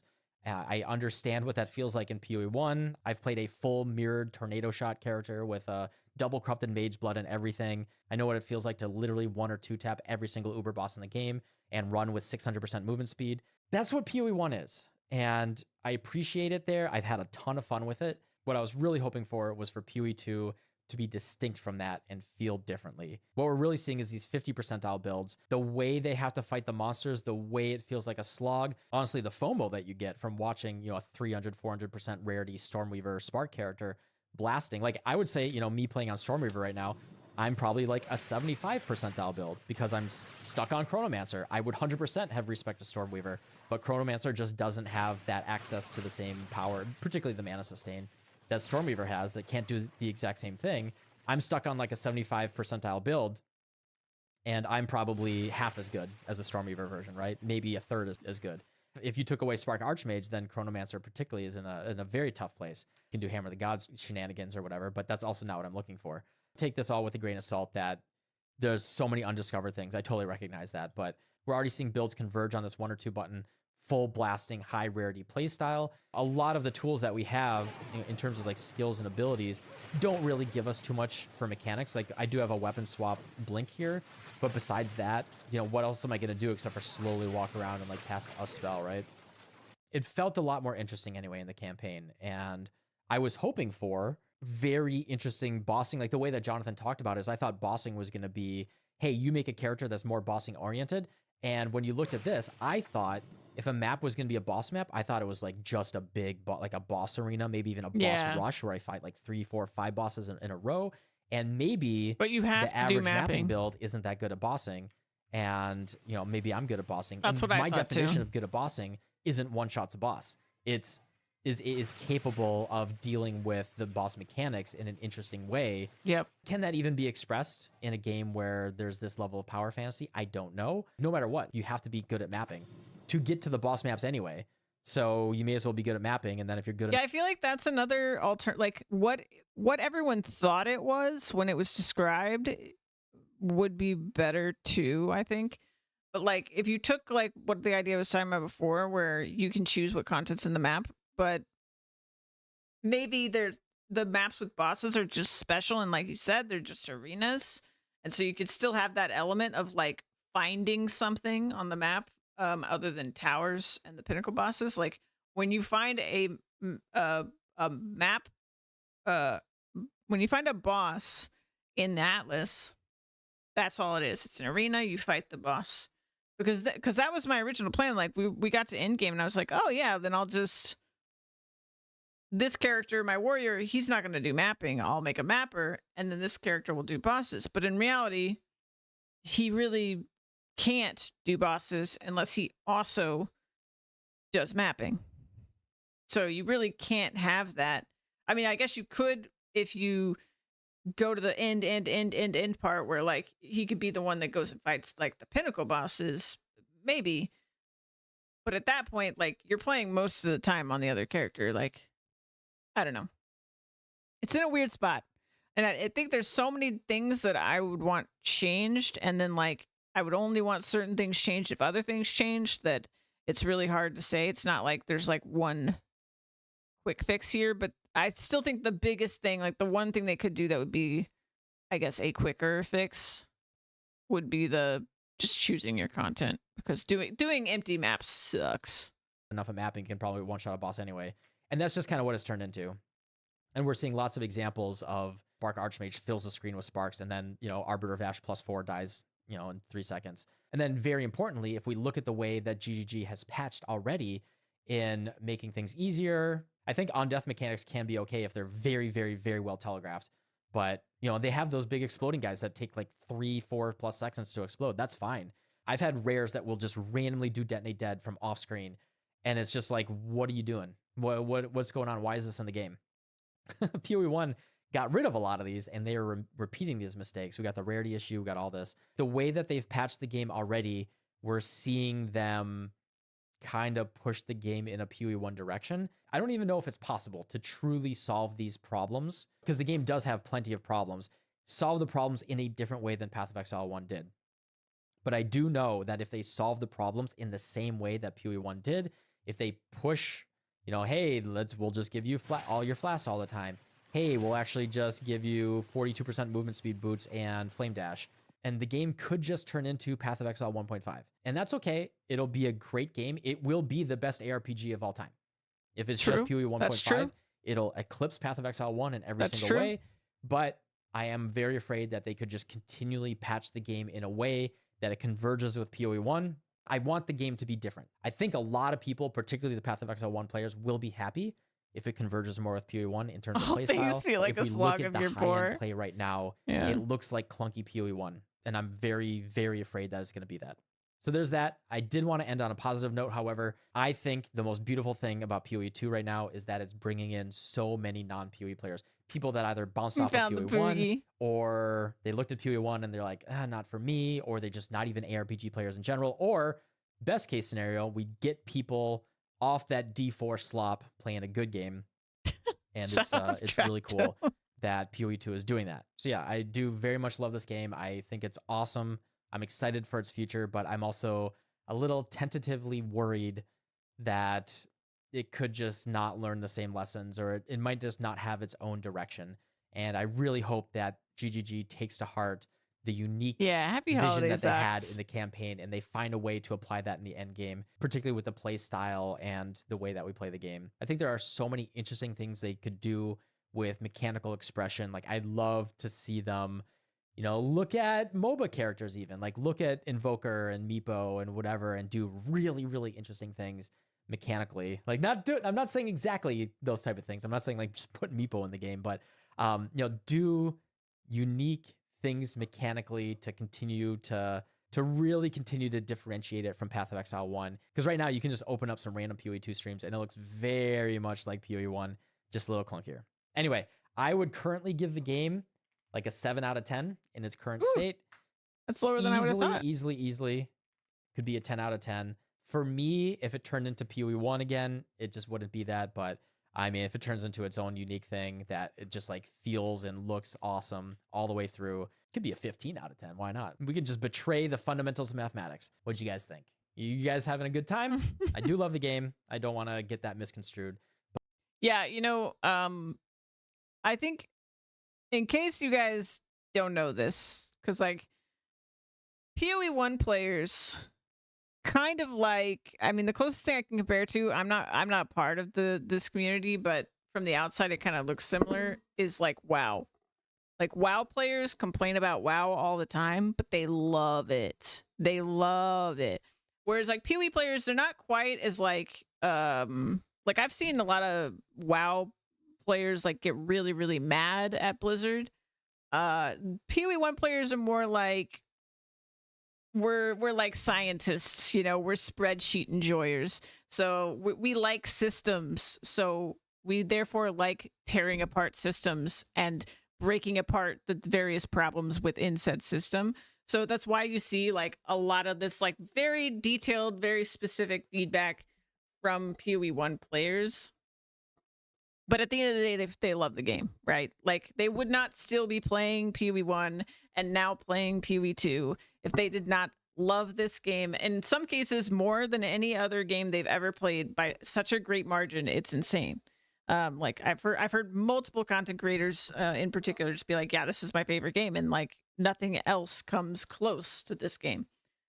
But at the same time, they'll spend hours talking about all the things they wish would be fixed. But I think that just like what I say all the time, like, I complain about the games I care about the most, because when something is so close to what you want and you're like, man, if they just changed XYZ, like, it would be perfect. Like, it just makes you want to scream that out from the rooftops about those couple little things because you care. If the game wasn't good, you wouldn't care.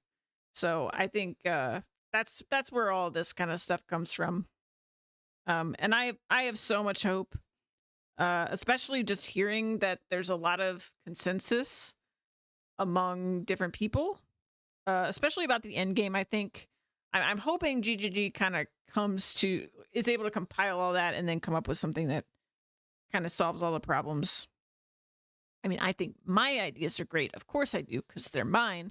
But maybe GG has something even better. Somebody else has something even better in mind for that. And it could all just be something they slapped together to hide the real end game, for all we know, because it does seem very temporary. So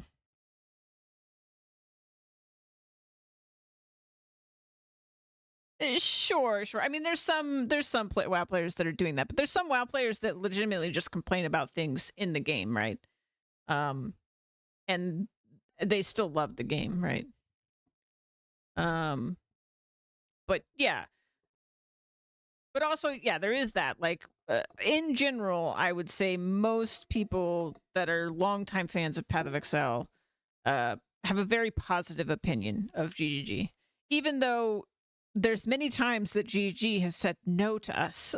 They say no to us quite a lot, but they give their reasons, and they just are believably. It's very easy to believe in them and believe that they care, and that really does help, right? That's why we can sit here after more than a decade of them not having trade in the game and be like, yeah, we still want trade in the game, but not be like, you know, writing angry letters to GGG about it. Because they came out with their manifest, like they have talked about it and why it is the way it is a lot. Like they're just very transparent, they're very open. And so and they're very respectful to their player base. And so I think the players respect them back, basically. You know, we can agree to disagree on things because we respect each other at the end of the day. But yeah, I am so I love the game, honestly, as it is. Like, even if it didn't change, even though there are things I would want changed, I'm still gonna get a lot more hours out of it. If GGG just like disappeared tomorrow and like wasn't gonna make any updates to this, I would probably still get a lot of hours out of this. I'd be sad, and I certainly wouldn't be as motivated to put as many hours into it. But it's a very good game as it is. I don't even know how many hours I put in it at this point because I'm using the standalone launcher, but it's a lot. It's hundreds of hours already. I feel like, you know what? Let me see if I can figure it out. How many hours have I played this game? Let's do /played on all my characters. And let's figure it out. I'm curious. Alright, let's start with Nightly Boom Boom.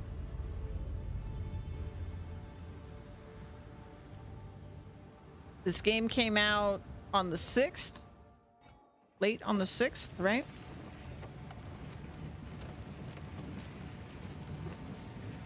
/played. 13 hours, 4 minutes. I need to write numbers down. It's going to be a lot of numbers. 13 hours, 4 minutes. Nightly Commander.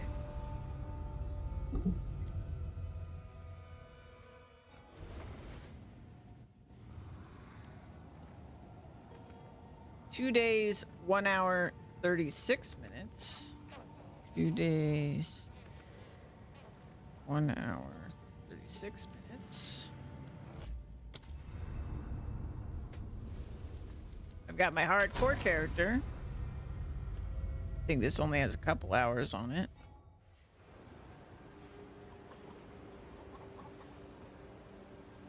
One hour, 35 minutes. It's more like 36. There. The one we just got to end game.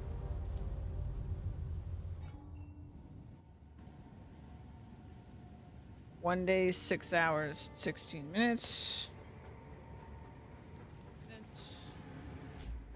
Okay. Got the one that probably has the most playtime. My first character.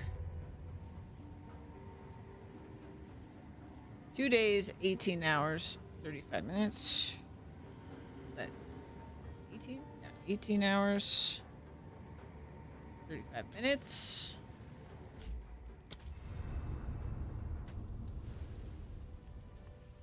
Chronomancer.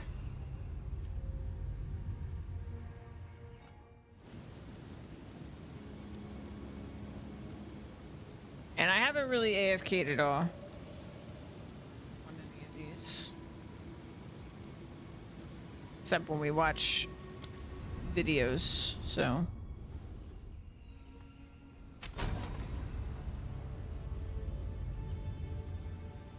Oh god, he's sitting on the dreadnought. Right where he's stuck. 18 hours, 44 minutes. All right. Let me exit the game. All right, so I've got... I guess I'll do it in hour. Well, let me do the days first. So it's 2 plus 1 plus 2. Okay, so 5 times 24. So that's 120 hours plus the rest of the hours. Plus 13 plus 2 plus 18 plus 12 plus 18. That's 183 hours.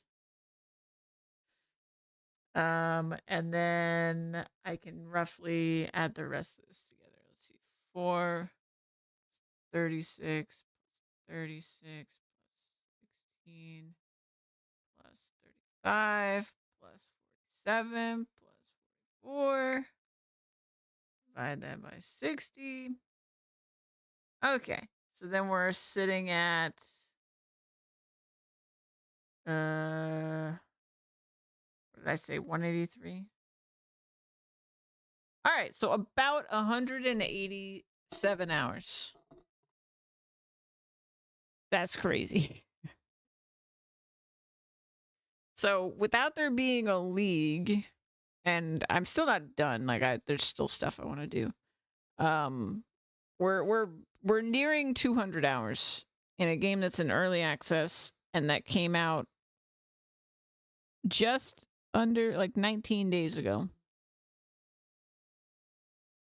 So it's a pretty good game. I like it. That's what I'm trying to say. But I think, yeah, obviously it needs tweaks, but if it didn't, then it wouldn't be early access. So, and the crazy thing to me is like a lot of my playtime came from just like trying out the other classes, and we don't even have half of them. So based on that, I would say bare minimum, if nothing else really changes, but they just add 6 more classes, I've got another 200 hours in this game on my hands for $30. So 400 hours for $30. Listen, so far, I really liked Diablo 4, and I really liked PoE 1. I could just never get people to play PoE 1. I mean, yeah. I could also never get people to play PoE 1. I played hundreds of hours on stream and off stream. Yeah. I do think where it currently is, like a lot of the critiques that players like me have, I feel like most of my complaints actually are in-game related. And that's really good news because the in-game is a placeholder thing that they slapped together so that there would be an in-game in early access. Yeah. And it's still like one thing you can't say is that there isn't an in-game, because there definitely is. There is a lot of content in that in-game. It's just that, you know, PoE 1 players are spoiled as all heck when it comes to in-game. Like, PoE 1 has the best in-game I've seen in any video game ever. Like, it is so far above any other in-game of any other game I've ever played that it is very, very hard to come into another game that, you know, is PoE at its core, and does not have that end game. It is really, really rough. But like, I don't know. I love it so much, and really my complaints that are about outside of the end game are just like, I just get to end game and then just level again. I mean, that's what I've been doing with this game, really. Like, I did a couple maps. I'm in tier, like, I think I'm in tier 5 maps, but that's still very early in PoE 2's end game. And for a couple leagues in PoE 1, I really didn't progress very much in the end game. I spent a lot of time there. It was only the last league that I played that I felt like I actually finished Path of Exile. I got 38, I believe, out of 40 challenges for the first time. And I have fought all of the like pinnacle bosses and things like that. But yeah, there's so much there.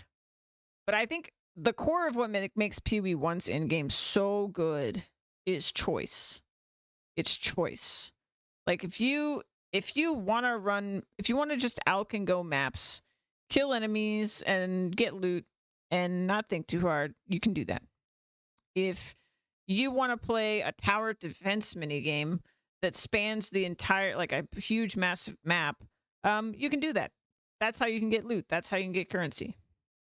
You know, back when if you want to level up party members and equip them with cool bonuses and then run past enemies to go steal valuables, you can do that. That's heist. Items that are nowhere else in the game. You want like a zoomy build to basically it's like a stealth operation, except you're not very stealthy, but yeah, that is what you do. You want to kill just incredible hordes of monsters very fast. That's Breach. It's all about speed and Breach and murdering stuff really quickly. If you want to have like waves of stuff to kill, it's usually always centered around killing a bunch of mobs. But if you want waves of stuff to kill, where it gets harder and harder and harder each wave, but you get more and more rewards each time, that's Delirium. If you don't like running around chasing monsters, you just want to be in one spot, there's a couple mechanics that involve staying in one place while you're trapped like in a circle, and enemies spawn into the circle, and then you kill them, and then you get to like how many ever lives you kill, you get to tribute into the ritual for better items. Yeah, I don't know. There's just, and every league has something like that. Like there was a league where you your weapon had a skill tree attached to it, so there was another skill tree in the game. Or like with Settlers, there was this whole town that you built, and it was like an idle game was built into the game, and you could like send ships out to do trades, and then they'd bring back valuables and stuff. Like in Toda, you did this whole different side game where you would like, Toda was the league that I came in. It was Trial of the Ancestors. You would choose your team. It was like a round-based thing. You choose your team, and you for each team member had a totem. And if the other side destroyed that team member's totem, it made that team member no longer in the fight until one of the teams didn't have any totems and therefore didn't have any team members. And then the other team would win for removing all the totems. So it's kind of like a MOBA, I guess, a little bit. Yeah, I just like over and over again, they just always like impress me and surprise me with the end game in PoE1. Where this pretty much feels like they just grabbed a couple things from PoE1, plopped them in here so that we could do them. And they came up with a cool visual idea for the Atlas, which I'm sure they're going to use in some capacity in the whatever the final end game is. But once you actually play it, it's not as great. But they already said, like, they basically just slapped it together and didn't even have time to test it or play it. So it makes sense. And even then, even with what they've slapped together, people are saying, like, there's these incredible pinnacle boss fights that are there for you to do because the boss fights are great. But yeah. I'm more impressed at this point, though, with the campaign. I really, really like the campaign. I'm very, very, very excited for the final 3 acts to be in the game, along with the other classes. And in general, I'm pretty impressed with the comboing stuff. I think I was most impressed when I was playing Warrior, because I feel like Warrior's combos were like really interesting and synergistic, even with me ignoring like 2/3 of their skills because I was very determined to play a very specific way. There were some really cool combos there. So, and I had so much fun with the ranger and with the witch, and yeah, I was having fun with the other ones too, but I just made bad builds, basically, is where I'm at with those.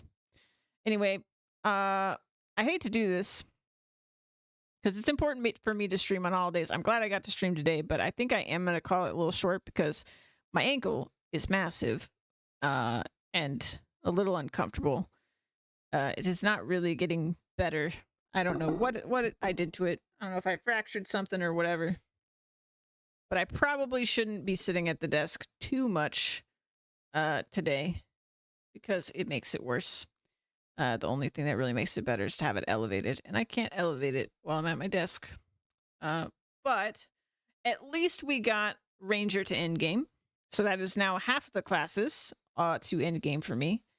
I don't know if I'm going to just slam my head against the wall on the other 3 characters until I get them there, or if I'm going to roll new ones and try to do something different.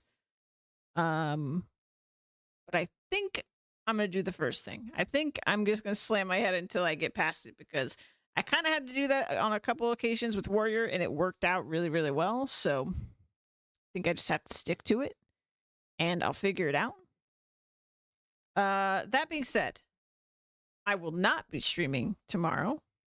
My plan right now is that we're going to go back to a scheduled set of streams. I will be streaming Sunday, Monday, Tuesday, and Wednesday, starting at 2 p.m. Eastern Time.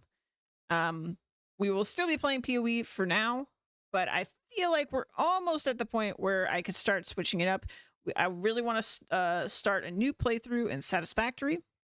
I also want to start a new playthrough in Farming Simulator 25. Now, do I want to do that before Monster Hunter's here? I don't know. I also fully expect that sometime in January, near the end of January, we are going to get more updates for Path of Exile. So I feel like things are going to pick up before they slow down. So it might just be Path of Exile still for a while. We'll see. We'll figure something out. But thank you guys for being here. Lola, thank you so much for the Christmas gift. And everyone who's hanging out here, I hope you guys have a really, really awesome holiday. And let's see if we can raid somebody to keep y'all entertained. Let's see who we got. Let's see here. There we go. I see a stream team member who's streaming right now. Looks like he's on break for the moment. I'm sure he'll be back soon. We're going to raid Omega. I haven't raided Omega in a bit. And he's doing a little Christmas celebration over there. So you guys have a good time there. And yeah, we'll see you on Sunday. Bye. Merry Christmas.